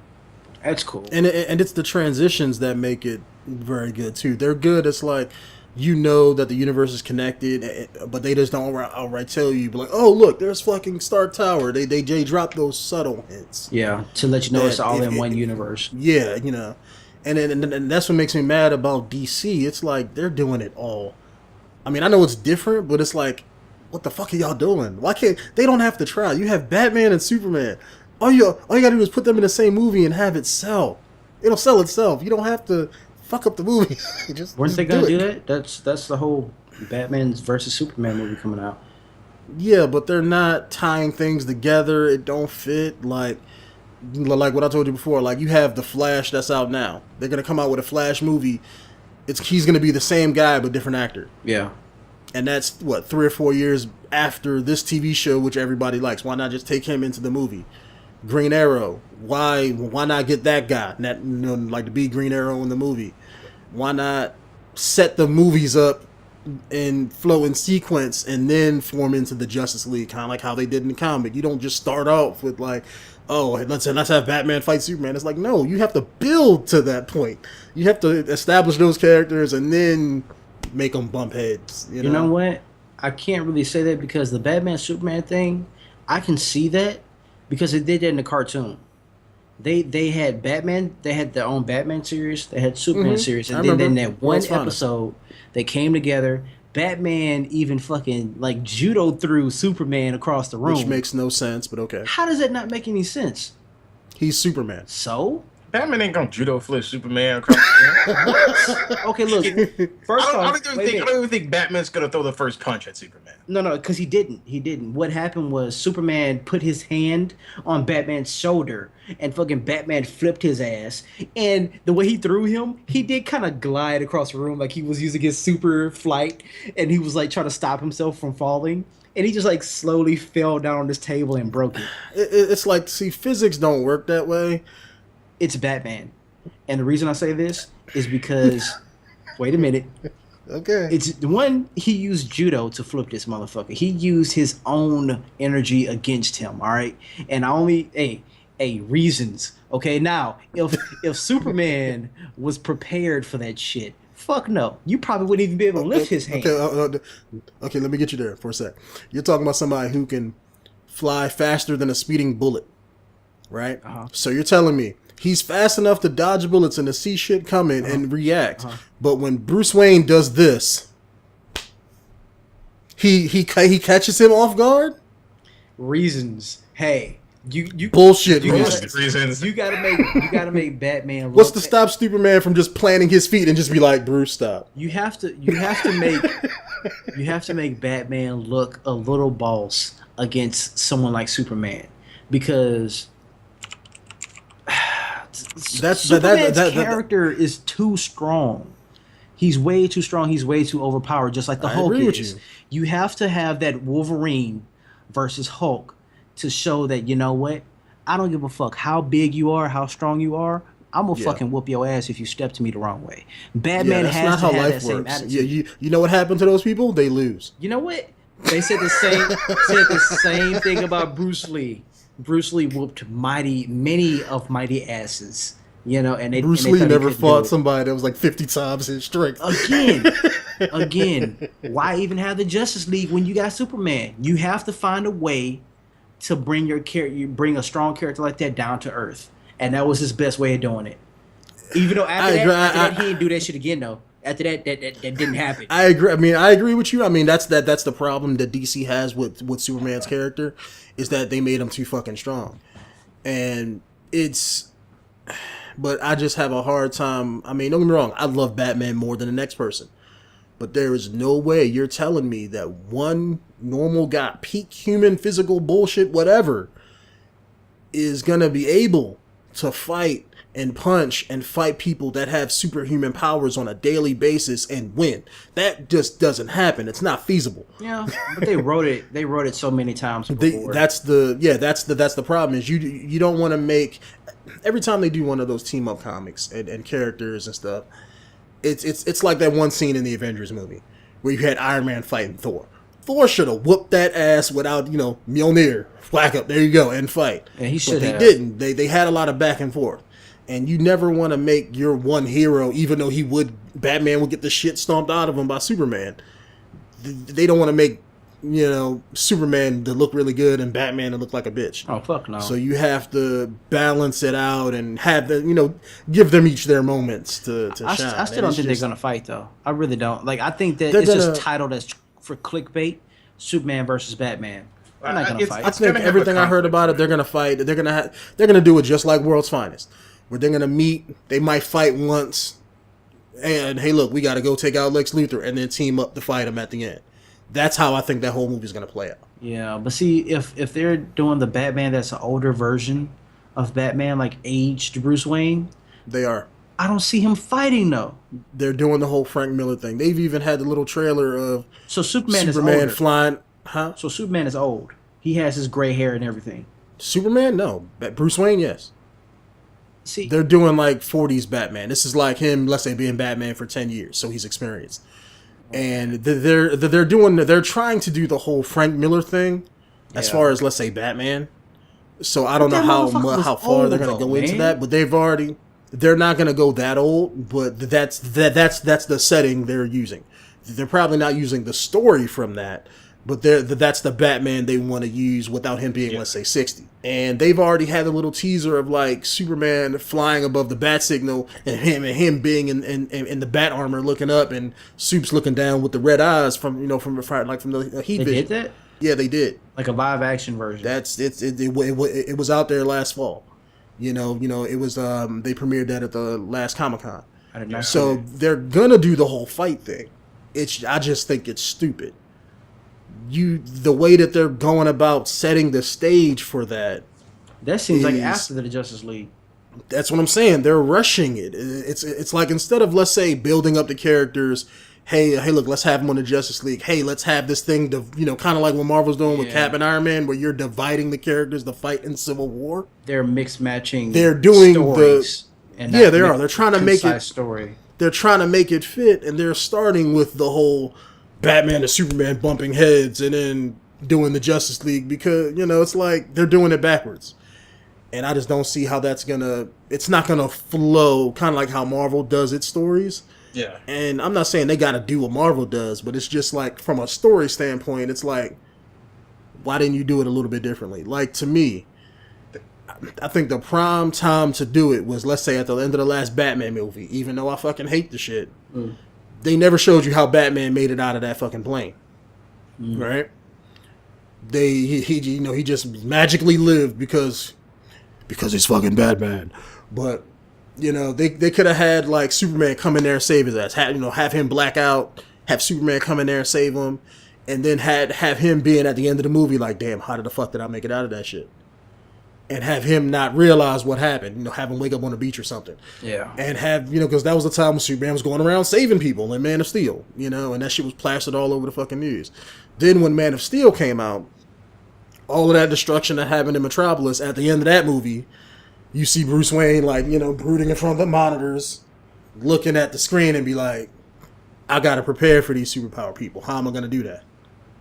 And then have him try to gain knowledge about Superman and the Kryptonians and all of that shit, and then take that into a Batman-Superman team-up. You're basically asking for a Marvel director to direct DC shit. Well, I'm just saying, that's it fits better story. It's basically asking just for a simple flow, because what DC is doing is just releasing a bunch of movies in competition with what Marvel's doing. Yeah. But Marvel has such a flow where the dots are connecting. There's so many cool references, and they have this just flow of serious tones and comedic tones. Like, they're pretty much are technically just recreating their comic universe, and they're telling the story as it would happen in a comic universe. Whereas DC is just like dropping random story after story just because they want money. DC is doing their movies the way they used to do movies. Yeah. That's how they are. Like, DC, every time DC has did a movie, it has always been based on one subject or subjects of a certain character and their problems, and that's it. They will not put a focus on anybody else, and they don't want the viewer to have any other superhero in mind other than the one they're currently looking at. Yeah. So when they make those movies, each movie is supposed to be a wrap up in and of itself, because they have had this situation where they have had fuck ups in the past where they couldn't complete movies. You know what I mean? They couldn't take it further because the movie wasn't good enough. So for them, Green Lantern, Superman 3. So when I say that, it's like you got to understand that they don't have confidence enough to know that this movie's gonna sell well, where we can actually do this sequel that leads into this. Because at any point in time, they can be like, well, we fucked this up, we got to start over. So that's why they do one-off movies each time. My problem is, you can do those one-off movies, but do them in fucking order.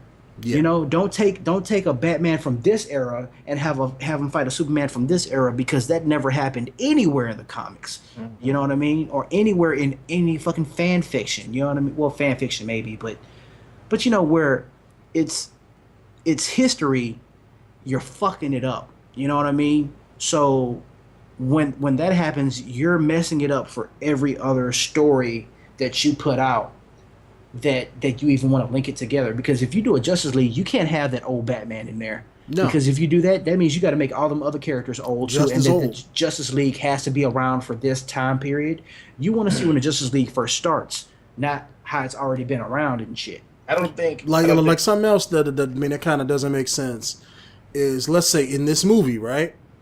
They're supposedly having, you know how Batman in the cartoon and the comic books, you have the cylinders where the different Robin suits and the Batman suits hang, right? So he's gonna have Jason's Todd's suit in there, the one Robin that got killed by the Joker. So how are you gonna even have that when you haven't even shown a Robin in any of the newer Batman movies ever?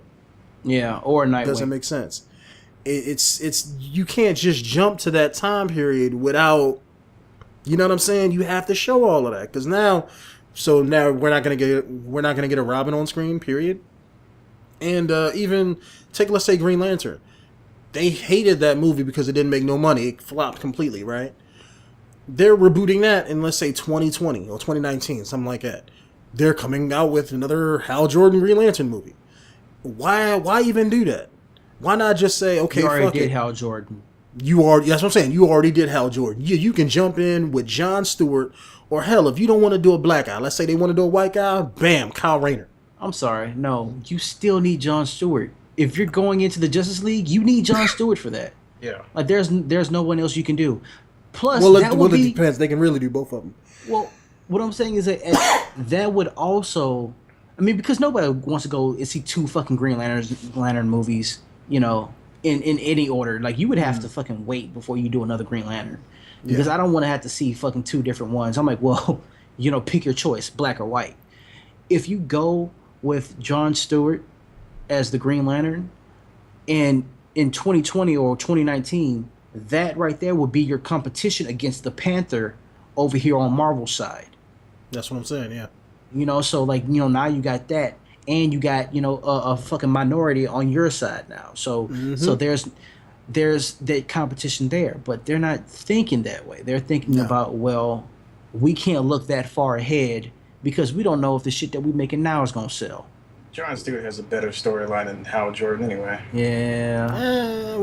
Better than Hal Jordan, yeah. I mean, I personally like Kyle Rayner better than, let's say, not Hal Jordan, but Jon Stewart, because he was a more pivotal Green Lantern. That's why I say it all depends on which Lantern they go with. I mean, Kyle Rayner did a hell of a lot more than Jon Stewart never did as a Green Lantern. Yeah. But it's just, if they want a clean-cut white guy to be Green Lantern, there you go. Hell, they can even do Guy Gardner. I don't think a lot of people would like his character, but they can even bring him in there. But it's just... Isn't that the gay Green Lantern? No. There was a gay Green Lantern? Well, there's a joke about a gay Green Lantern because his weakness was wood or some shit. No, that's old school Green Lantern. Yeah. His weakness was wood? Yeah. Yeah, like the first Green Lantern, and even Hal Jordan to a certain respect. The first Green Lantern, his power didn't come from space. It was almost like the spirit of Earth and everything. That's where his power came from, like the Heartfire, I think it was what it was called. He wasn't an alien cop. He was Captain Planet. Yeah, he was basically... Yeah, he was essentially Captain Planet. Yeah. And that's, the Green Lantern mythos that we know now is when they rebooted his character. Well, not rebooted his character, but when they revamped the powers and everything, when they made the Golden Age or whatever, that's when they came up with, he's a cop from space now, rather than... but he's still in the universe. But his weakness was wood. Hal Jordan's was yellow, because yellow was the color of fear, and anything yellow back in the day could hurt him, even a crayon. But what another thing I want to say is Marvel's doing a lot better than DC, and Daredevil is the shiznit. All right, right. There we go. So DC, we gotta wait and see. Hit us with something good. That's what I'm hoping. One more movie topic that we're gonna do, and we spent too damn long on that last one. Harry Potter to star in the new GTA movie. I'm sorry. I want to pause for dramatic effect. No, it's not an actual GTA movie. Don't be like, looking that shit up. It's GTA movie. No, I'm just saying. I would see Harry Potter running around with magic on a broomstick, stealing people's cars and using magic to fuck shit up. I'm just saying. Motherfucker throwing like C4 and shit at motherfuckers from his broomstick above the city, taking down helicopters and shit. My question with this movie is, is if it's gonna be like that Facebook movie and everything, right? Yeah. Oh, I'm sorry. I want to let my bad. everyone know that so Daniel Radcliffe, the star in Harry Potter, is in talks. They're not saying that he's gonna do it, but they're talking about getting him to play the president of Rockstar. And what a lot of people don't know is that a lot of people love GTA, but they don't know the story of Rockstar and how they got started. Rockstar has been one of those companies where DCMAs were made for. DCMAs were actually not DCMAs. What do they call those things? The rating system? Yeah, the rating system. The rating system. ESRB. Yeah, ESRB was made for Mortal Kombat, but when Grand Theft Auto first hit, that's where this lawyer guy who believes strongly against violence in video games came out and tried to get GTA, the first GTA, taken down to where there was no violence in these types of video games. And the president of Rockstar kind of went up against him, and they had this big media thing. And because of the lawyer talking so much shit about GTA, it actually boosted the sales for GTA because of how taboo it was. And they are going to go on to not discuss, but it's basically like the Facebook movie, the Apple movie, different other, origin stories of these companies or whatever. And that's what this movie is about. It's pretty much about the battle of Rockstar, of how, the shit they had to go through, the controversy they had to get their game out there. Exactly. I'm sorry, they still deal with to this day. I was just going to say, is that an interesting subject for a movie? Yeah, it'll be informative. But do a lot of people who even play GTA, kids nowadays, us growing up with the older ones, do we even care about that shit? Well, I'm really interested into it because I don't necessarily know. Like, we always talk about the controversies a lot of video games have with getting released. Like, we were just talking about Hatred a few months back, the controversy behind that. And I want to see myself like the battle that a game has to do to get themselves out there. Like, especially, a game as controversial as GTA, every nook and cranny as far, back from, being able to pick up hookers to being the real first game where you're going around just shanking and stabbing and shooting civilians. Like, what kind of controversy did they have to go to get to this point? Yeah, I would say not even that, but just all the stuff that's realistic in the game. Like, yeah, we can make a fun game where people drive around and do all that shit, but let's pick up hookers because that's what happens in real life.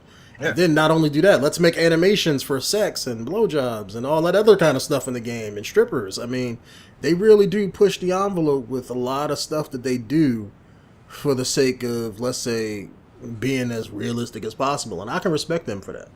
Yeah. Because I know the one big thing that happened with GTA 5 was that controversy behind Trevor's torture scene. Yeah. Yeah, everybody was like, everybody's used to being in a situation where you're playing a character who's getting tortured, but you've never been the one who's administrating the torture. I love that. I worked that guy over horrible. Oh my god, I enjoyed that shit so much. I killed him twice. That was the first real time you actually got to administrate torture, and you're like, damn, like this shit. I love this shit. I'm not gonna go out and do this shit, but being able to simulate this shit's fucking fantastic. Yeah, I was all up on them nips, like zzz, zzz. Yeah, jump this bitch. I just wonder. I hope that they tell the story. I ain't gonna say as realistic as possible, but I hope they stay truthful for what it actually was, and don't try to cut stuff out. Because it's a lot of dirty shit that Rockstar did back in the day, and they tried to lie about it, like that hot coffee mod shit with San Andreas. Oh, like that was where they tried to lie and be like, oh yeah, that's not us, and they ended up getting caught in that lie and getting sued because of that shit. Yeah, they try to say it was a mod when they put that shit in there. Yeah. Oh man, they should have just kept that in the game. I think you're fully clothed. Who gives a fuck? Well, yeah, I mean? And shit, like the one thing I hated about that is, like that situation, as glorious as it was, like when I first found about it, that I love that shit, but after that, no GameStop would take back a copy of GTA San Andreas. Yeah, they wouldn't take back your copy. Yeah, like if you had that old school copy, they would not take it back whatsoever. I remember when I first got that copy, like somebody had gave me a copy of GTA, like the disc, because you know back then you can burn PS2 titles and shit, just play them on there, Mm-hmm. with some kind of with the burned copy or whatever. And I remember this guy was like, we was passing this around school, making copies of it. And when you get this, it was like that one. I was like, hey, bro, I got the GTA with the hot coffee mod on it. You know what I mean? You put like had this fucking disc in clear crystal plastic or whatever. It's like GTA, hot coffee or whatever. And you just go home and be like, just playing up into that part. Like, yep, I want to see what the oh X square triangle triangle triangle triangle square. Oh, just to Yeah, get to that one part. it wasn't even that bad. It It was wasn't. It it was really just wasn't. Yeah. softcore porn. I know Very me when soft I core. seen it. I know it was. I was in high school, so it wasn't nothing fancy to me. And hell, I was doing some of the modding. When that I remember having the.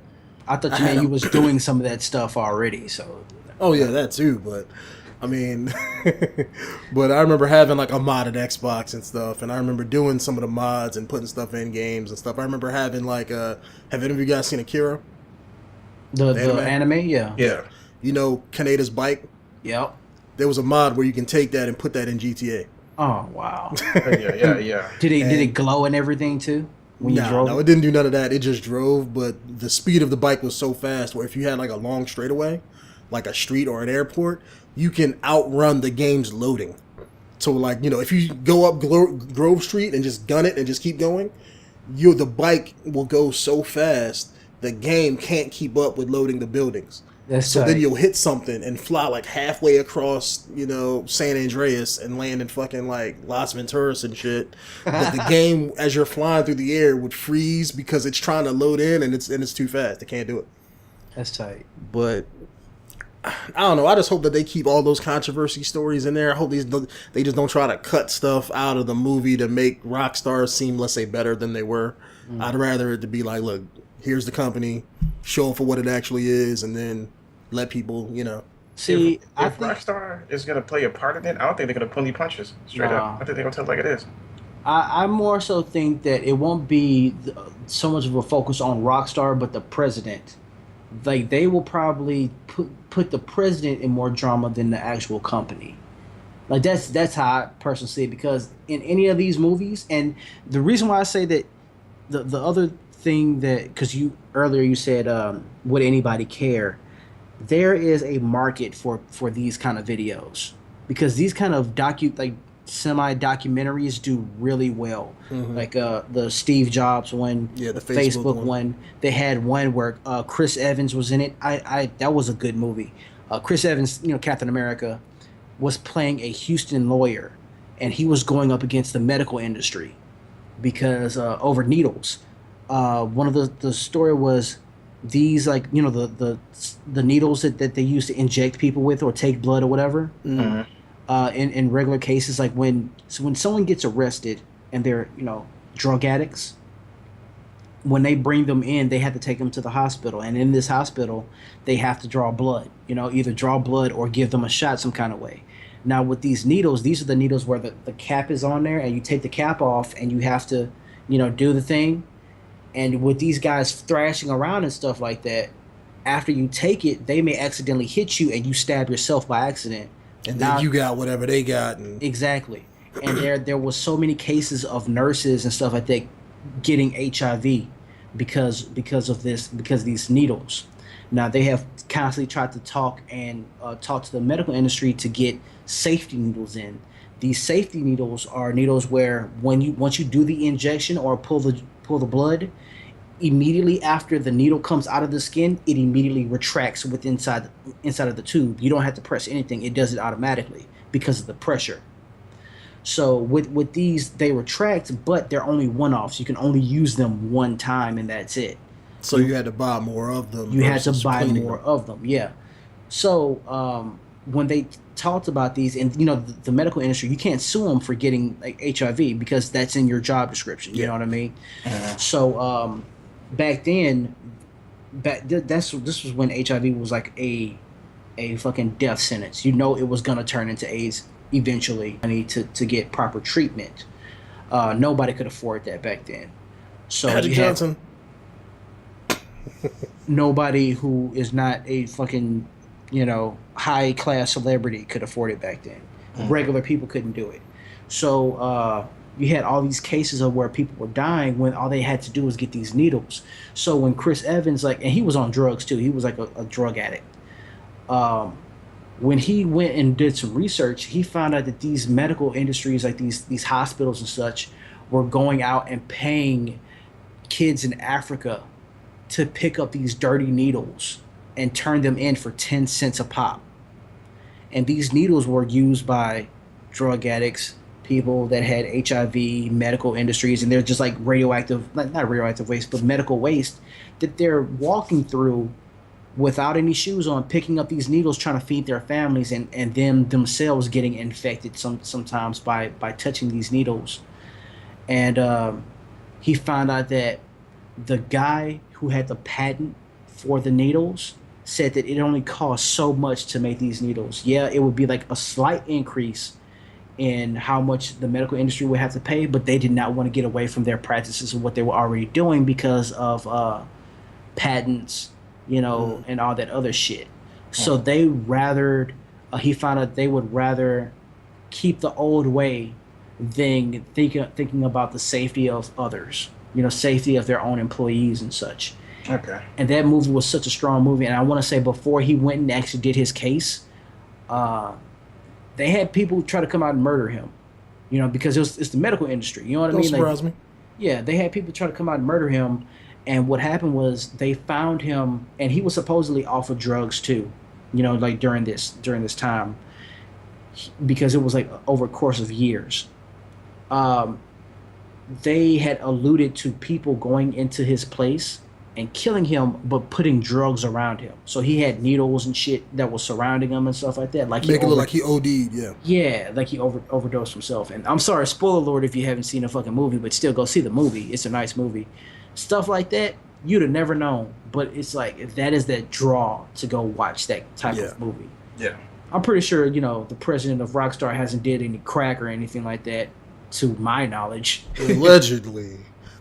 You know what I mean? But I'm pretty sure they're gonna throw some kind of like drama in there that you're gonna go want to watch this. I mean, people do like those court movies, So maybe they're gonna have a lot of legal battles with the senator trying to get something banned and having him trying to get his lawyers and his people to try to well define what's where the line is as far as what's good, what's bad, or what should we ban, what should we keep in, things like that. And it might be like one of those back and forth lawyer case movies. And, those things do sell a lot, so. True that. And final thoughts on this GTA Harry Potter movie? I'm going to wait till I see a trailer, and then I finally talks about it. Yeah, I know I have a hard time seeing him as a grown man, so I wish they would get a grown man, but other than that, I got to see something. I got to see him in a suit, be in the role, and see how it is. Yeah, he looks pretty old now. So YouTube to introduce ad-free subscription service.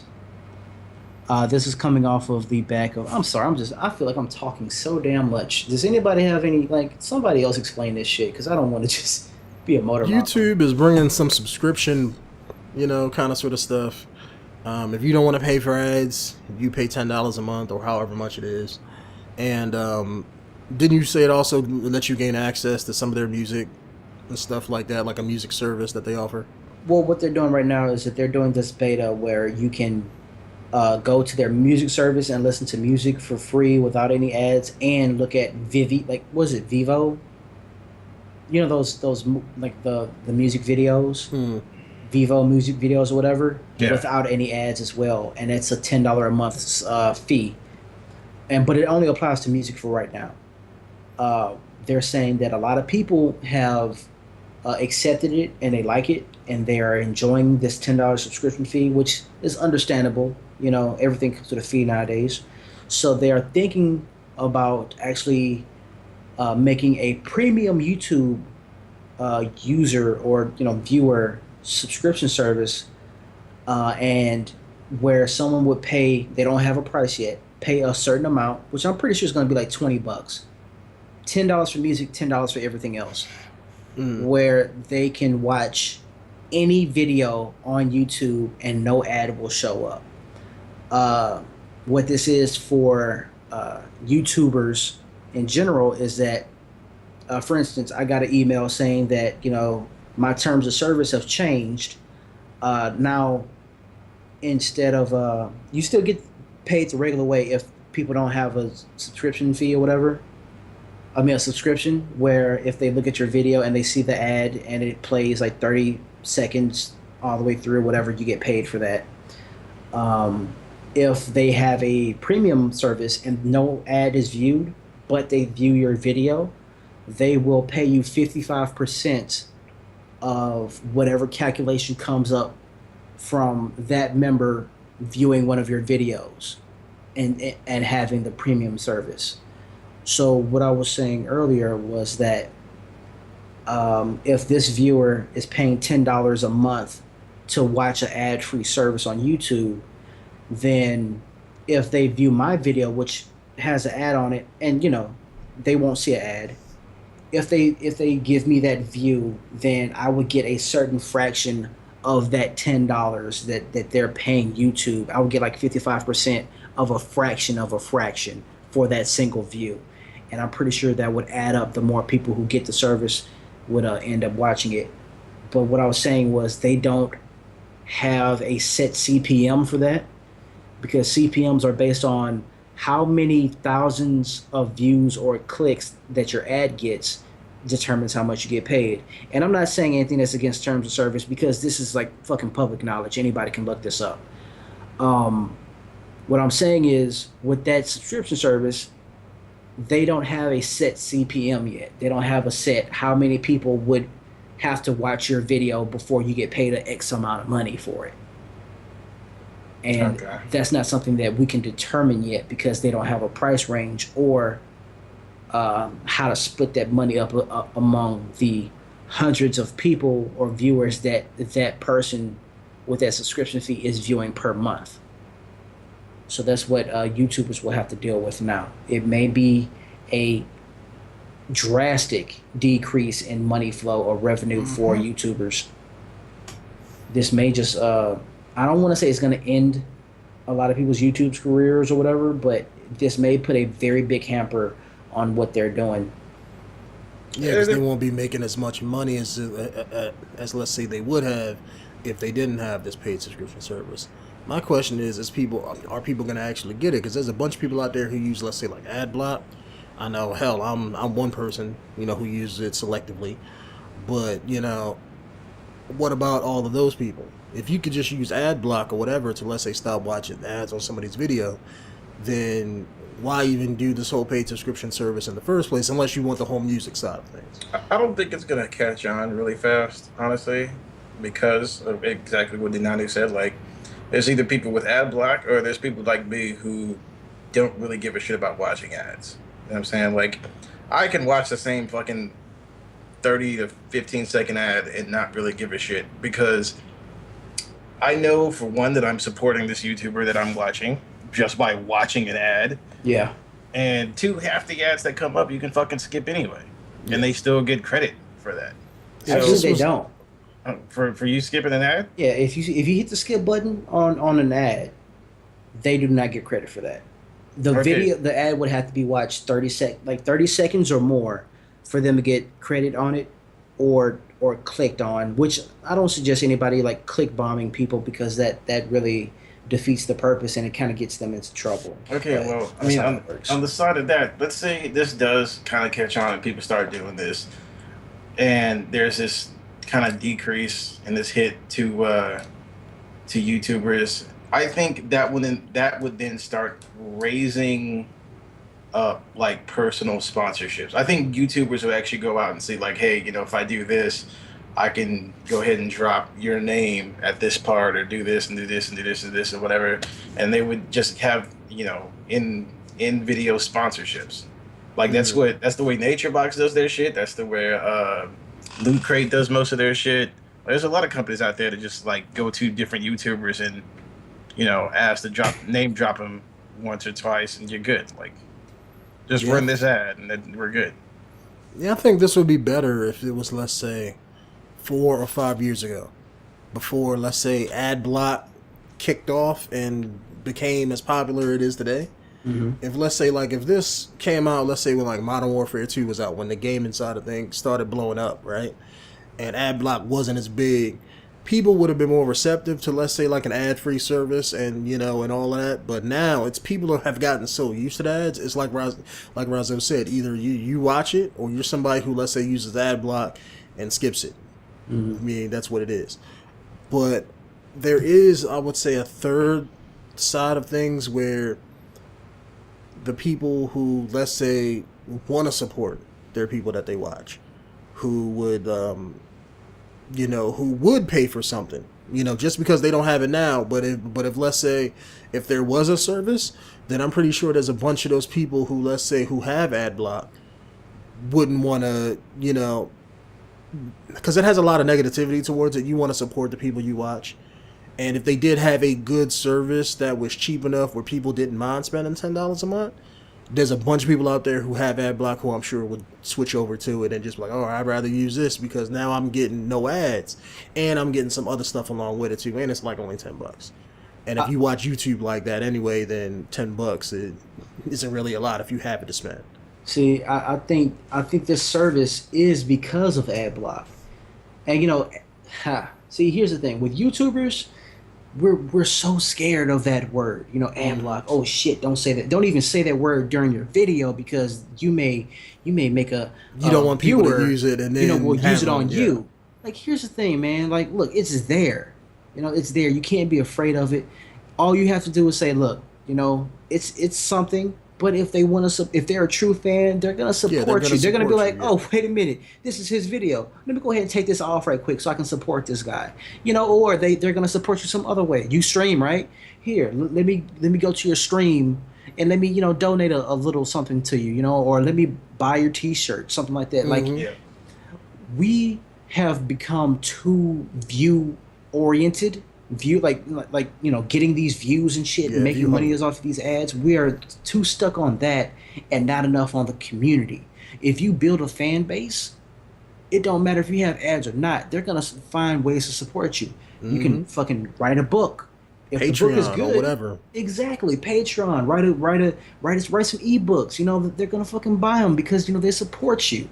Don't write shit. Don't write garbage. But, you know what I'm saying, actually put out a good product that people will want to buy, you know? That would make sense. And I think that they did this whole subscription thing because they see, Google knows. Yeah, Google they're not stupid. knows that you have this shit because they can see you have it. If they let anything on that Google, what do you call it? The Google market, if, you know, where you can... the Google Play Store? Exactly. You know, where you can get like Google Chrome and then get the extensions. They see what extensions you get because it's their browser. You know what I mean? So they know what you're getting and they're not going to stop you because that would be a restriction. They don't want to be like, you know, Microsoft and they don't want to be dicks and say anybody who use ad block can't come on our site and use it. Yeah. Because they can easily do that. They can easily like reroute your ad block to where ads will play. You know what I mean? But they don't want to do that. Because they know that when you do that and when you restrict people from doing certain things, that just puts them off. Yeah, so they'd be like, you know what? Instead of doing that, let's go ahead and add this subscription service. Now, when it comes to pricing, I hope that they don't price it too high because Google has been getting a little greedy when it comes to certain things. Yeah. So if they price it higher than what it's supposed to be, because like right now I can get a subscription on Twitch for anybody for $4.99, $5 a month, and I'm you know, all up on these streams and shit. You know what I mean? Or however. Yeah, they would have money. they would have to stay comparable to the other services. Like otherwise, people are gonna jump ship. And if they want to keep people at YouTube and watching stuff on YouTube for the ads and all that extra kind of sort of stuff, they have to make their prices comparable to Twitch and all those other streaming sites who might have some kind of monetization with their stuff. So they have to do that. Otherwise, why even do it? Exactly. They can't come out and be like, oh yeah, our subscription service is $30 a month. People ain't paying that shit. Hell no. So it has to be like $10 at most 15. You know, it has to be something low like that, or cheaper. Going off on what Ryzoe said earlier about the sponsorships, recently, maybe like a week ago, uh, YouTube implemented this other rule that if you're having a sponsorship, it used to be where the sponsorship was just between you and your sponsor. That means that company was paying you and that was it.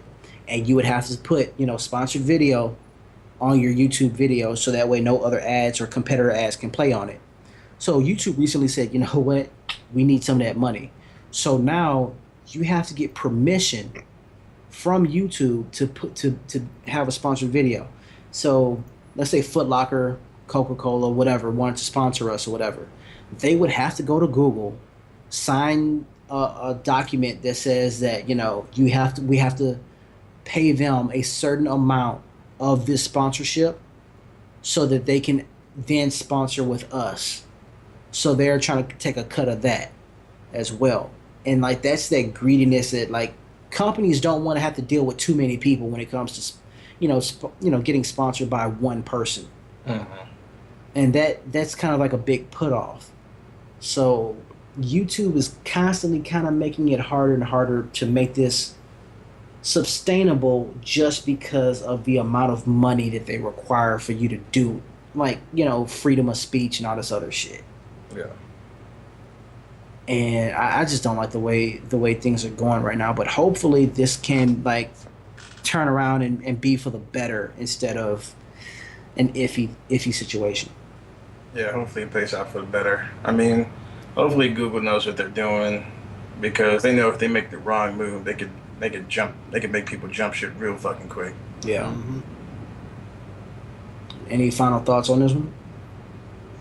Nah, I mean that's it. I already said my piece about it. I think they need some better incentives other than just, oh yeah, here's our music store. Like, didn't they have like movies and stuff on YouTube at one point? No, they still have those. You can still rent them.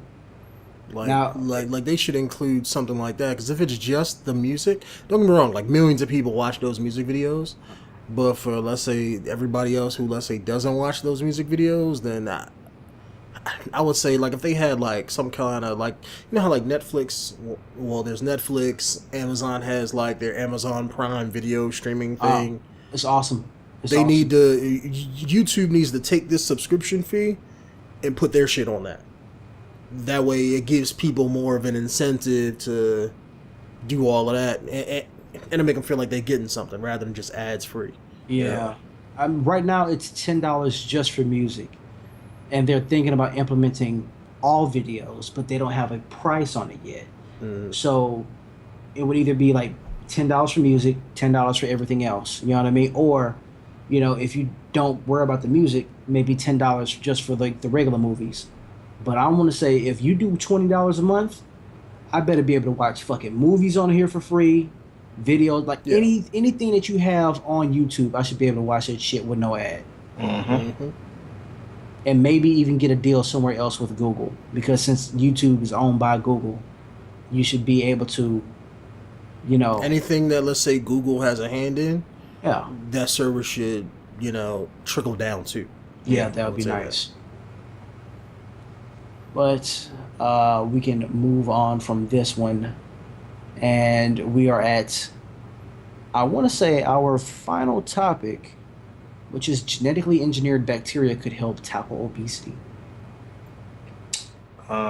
So everybody's gonna be cheating in the future. That's what it seems like. I've read up on this thing, and it sounded like they've kind of started to understand the way the stomach bacteria works and how they can make a person eat light but make them feel full at the same time. So in a way, you're controlling your weight through this bacteria.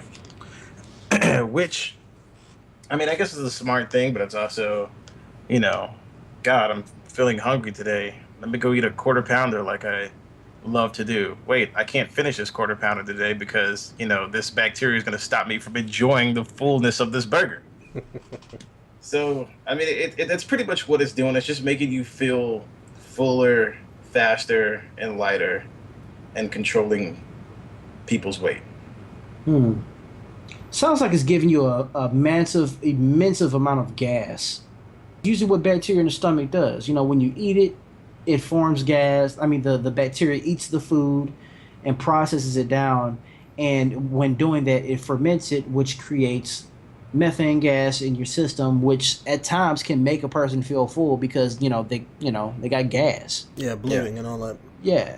So what is the difference? Like I don't see how that's Well, useful. They're this would probably be doing the same thing. It's kind of like what's that surgery where you get the stomach band and everything? Lap band. Where it's I'm assuming it's like that, where it's like it makes you feel, like you shrink your stomach or whatever, and it makes you feel fuller, so you eat less, which in turn cuts down on your on how much your intake is, so you're burning more than you intake, and that's how you lose the weight. I'm assuming this might just be like a pill version. I know it's two completely separate things, but it's going to be like a pill version of that or something like that, where if you take a pill, now you have that same effect versus you actually getting surgery. And if they could, do something like that and make it something where like you take it like a pill, if because people can stick to pills and do that more so than, let's say, they can do dieting or everything else. If they can make it as easy as that, that's something this country definitely needs, because people have tons of lack of willpower, and our dependency on fast food is fucking horrendous when you compare it to the rest of the world. And So you would save a lot of lives if you could pop a pill every morning like a vitamin and not have to worry about overeating. Hey, and from what I read, the effect of the like one dose or whatever, the effect lasts for 12 weeks. damn, So yeah, for 12 weeks you will eat lighter and feel fuller for that entire duration. just Which one pill? yeah, with one yeah, because they did a test subject on I guess rats or whatever. They gave the dosage to rats, the same amount of dosage would be equal to the amount they would give a human being, which kept them satisfied for 12 weeks. And Damn. so yeah, so for 12 weeks, the control group of rats was dieting naturally. They were just eating what they needed and didn't go do whatever the fuck they wanted to, while the other rats, of course, trying to get that greed in and got that. You only Yeah, need one pill then. yeah, they Yeah. said, like, according to this rat, they said that what he lost, 15% body fat Mm-hmm. in that time period. 15%. Yeah. Yeah. Dang. And In that's just 12 weeks? and that's it's a really cool thing too, because that's an instant remedy for like the natural human desire too, because everybody loves food. I love the fuck out of food. Yeah, You know what yeah, I'm yeah. He saying? don't like food. Yeah, who doesn't like food? And so for 12 weeks, like, let's say I take this, and for 12 weeks, yeah, I still get to eat what I want, but I'm not going to eat as much as I would love to. It's only a sacrifice for 12 weeks, and it's something that I almost like I technically don't have control of, because usually when you go out, you go get some fast foods, like, what you usually eat, right? And you get this, and now it's like, okay, I'm gonna get this, but I know I'm gonna want to saving this for later, or saving half for later, or Or, something like that. or throwing half of it away or whatever. Yeah, and which gives you, I guess, more control over the weight, over the body fat. Man, I wonder is this the same pill that they had talked about a pill maybe a year or two ago where it was supposed to be the exercise pill. They had did this study where they found a certain mixture of chemicals or whatever when giving to a rat. Um, these rats, without any change in diet, they were still fed high fat diets or whatever. Over the course of so much time, the control group gained weight, while the other group actually benefited from this pill by actually having the benefits of exercise. They lost weight and had added lean muscle. Like it fucking made them to where they were they were exercising, but they weren't. Like, they made sure that these rats were almost sedentary. Sedimentary, yeah. Yeah, where they didn't move that much. So you have the benefits of eating whatever the fuck you want, losing weight, and adding lean muscle So you have the benefits of working out without actually working out. without actually working out. Like Yeah, they this need is that pill. Where's that this is pill at? the actual myth pill that people talk about but haven't seen. But after about that one time, and I saw that on Philip DeFranco when I used to watch Philip DeFranco. Like they had talked about that. Or no, it wasn't Philip DeFranco show. It was what is that? SourceFed. Oh yeah. It's still his stuff, but they had showed it on there, and after that, it was gone. Like I didn't see anything else about it. It's like they was like, you know what, this works too much. We can't have this shit. We would run out of food in fucking 3 years. You know what I'm saying? Like they can't do that. But this seems like the alternative to that, to where it's longer, it's a longer time frame, and it changes from eating whatever and whatever amount to eating a smaller amount and not getting the benefits of working out. Well, either way, anything that makes you drop fat is also a good thing. So, Yeah. no matter which way they go about doing it, I mean, if they can do it and and have their public reception be good for it and have people buy it and buy into it, then I mean, it's only going to make a lot of fat people skinny. I fucking want it. I want this shit so bad right now, Me man. too. Just Yeah, me one. too. Just give me one fucking pill. I will make that shit work for me. I'll be done. Oh yeah. Truth Plus, be if this told. could help a lot of people who are, let's say, I mean, not none of us here, but let's say those really, really fat people, those super obese people who, let's say, Can't they move weigh out so their much bed and and shit. they can't really work out like they should, it's going to help them. If it works for them like it would work for, let's say, the average person. Would be a great alternative to surgery.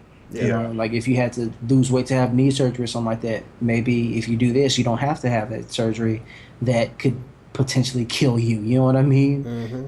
That would be really cool and help out a lot of people. So we're getting down to the end of the podcast. I just wanted to show you guys a few pictures right quick, just to brighten our day. Oh god. You know, yeah. So I'm gonna show all the viewers too. The first picture is the Mortal Kombat NASCAR. So Mortal Kombat 10 comes out in a few days. Well, tomorrow actually for me.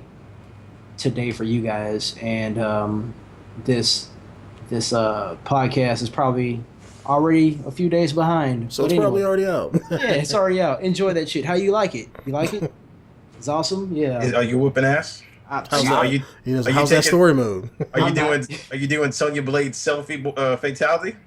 She has a selfie fatality. She has a selfie fatality. Wow. No, it's Yeah, Cassie Cage. My bad, not Sonya Blade. It's Yeah, Cassie she, Cage like- that does it. Hooks your jaw off and have the jaw hanging down, and she will pose next to you and take a picture and smile That's and shit. tight. What makes it hilarious is after she posts the picture, you can see other Mortal Kombat characters commenting on the picture. What? Yeah, it'll pull up a Facebook page or Yeah. a facsimile of Facebook, and where you can see all that shit. It's called the page is called Friendship. Nice.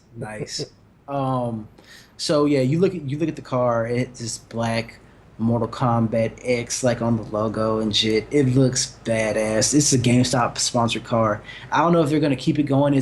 They probably only sponsored it for that one day, but it did win the O'Reilly Auto Rally Parts 300. That's just pretty cool. I would have watched NASCAR for that reason. Yeah. Just to maybe see that car crash into other cars and then fatality show up on the screen, or not on the screen, but on the little roll bar at the bottom of the screen and shit where the news things come up. Just fatality. Fatality. Had to happen. No, every time it crashed somebody, you saw the little toasty guy pop up there in the corner. He pop up so many damn times. Boof, boof, boof. Toasty. Anyway, I would have watched NASCAR better if every race was like Days of Thunder. what's Days of Thunder? Wow, must be showing my age here. Okay. Days of Thunder was a Tom Cruise movie that came out in the early 90s where it was pretty much about him racing. Have you guys seen Guardians of the Galaxy? Yeah. Yeah. Remember Yondu? Blue guy? Yeah. Him and Tom Cruise was racing race cars, and they would always they were like rivals in whatever movie version of NASCAR they were doing, and they were crashing into each other the whole damn time. It was an awesome movie, but it was like a racing movie. If NASCAR was like that every time you saw a race, which that movie was, it would be fucking awesome. Yeah. I wish NASCAR was more like Speed Racer. Put a loop-de-loop in that bitch. You know? If you had other cars jumping over other cars with the A cars button, can I jump would be over damn cars. sure watching that shit. That'd be great. Yeah. Like Taking oil out slicks. tires with little razors and shit. Oh hell yeah! Like at that point, every other sport would have to fucking catch up to them. Like you would have to put rocket boots on basketball players. You know, you would have to fucking have jetpacks in football. Like, no, everything would take off after that. Fucking the soccer ball would actually be a time bomb and shit. It's not about keeping the ball; it's about getting rid of the ball. Oh, it's all those futuristic sports that was in 90s video games. In the year 20X, the sport of football is this massive world watch sport where people die all the time. You know, all that kind of sort of weird shit. Well, one curious thing that I've got about futuristic sports, I'm going to bring up blitzball. Arena football? No. Blitzball was from Final Fantasy X. Oh, okay. Right? Yeah. The underwater thing? Yeah, the underwater thing. I'm mad because they never explained how these motherfuckers breathe underwater. They're just like, yeah, no, we play soccer underwater, but we don't tell you how these motherfuckers breathe underwater for 15 minutes at a time. It's fucking Final Fantasy, man. It's magic or something, right? Yeah. Mana. Churaga, there you go. At least tell me that. Don't just leave that shit in the air. They summon something to make them. Their aura keeps them alive. Hey, there you go. It is from Japan. Dragon Ball Z's and shit, you know? Jesus. Anyway, so the next photo is a fucking real-life Pikachu. There's a fucking real-life Pikachu in this world. Scientists photograph rare teddy bear-like creature for the first time in decades. It's cute as shit. It is fucking adorable. Denonu said, what did you say it was? If, like, a teddy bear had sex with, like, a rabbit, there you go. Yeah. That's a fucking Pikachu right there. So the scientists say that it's dubbed the Magic Rabbit, and it is that sounds like a new drug.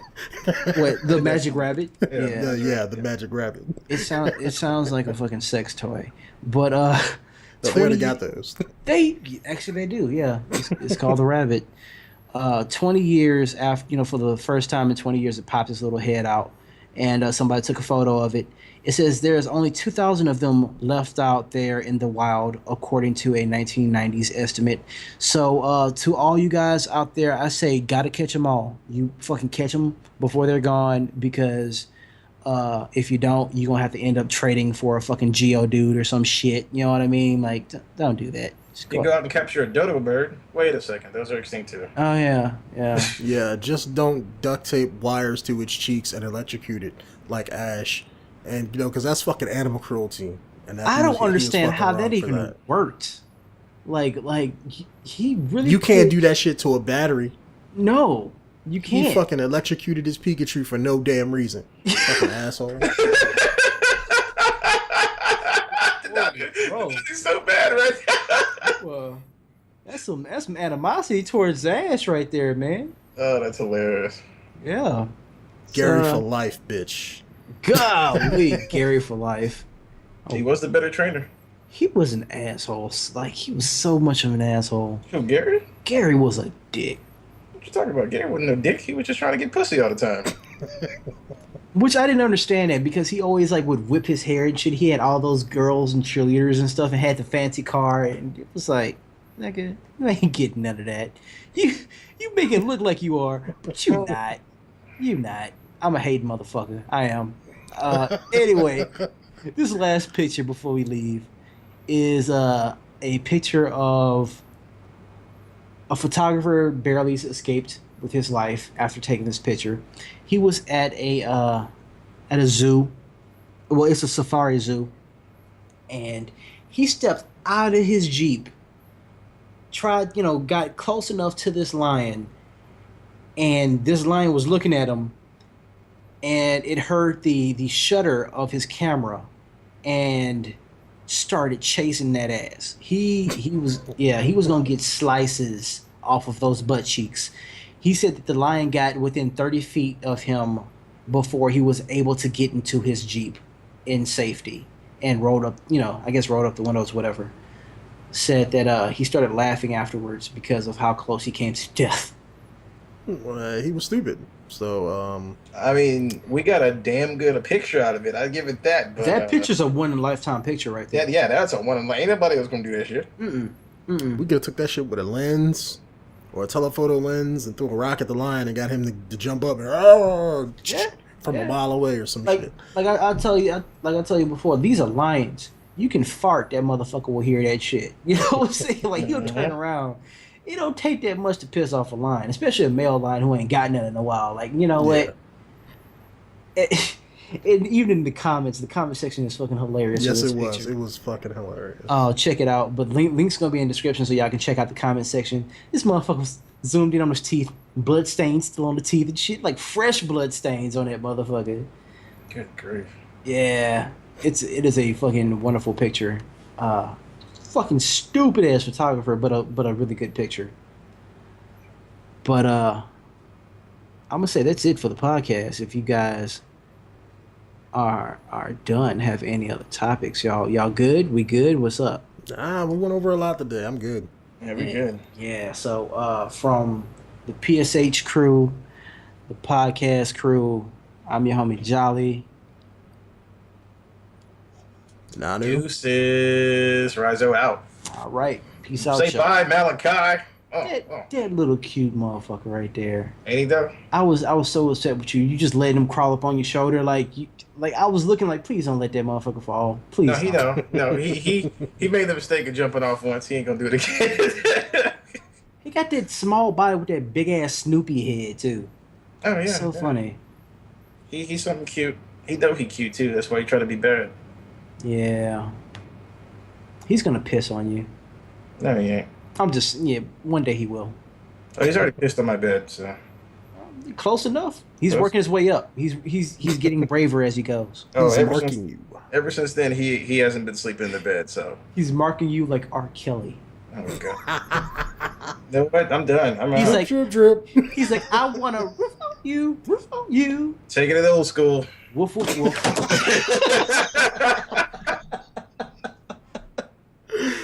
Damn. I remember those days. Yeah. Fuck it, I'm gonna do it too. The nice set my camera's expensive. Let me just act like I knocked it. Oh, look, I knocked it over. Oh god, I knocked it over so hard. Man, this is a great one.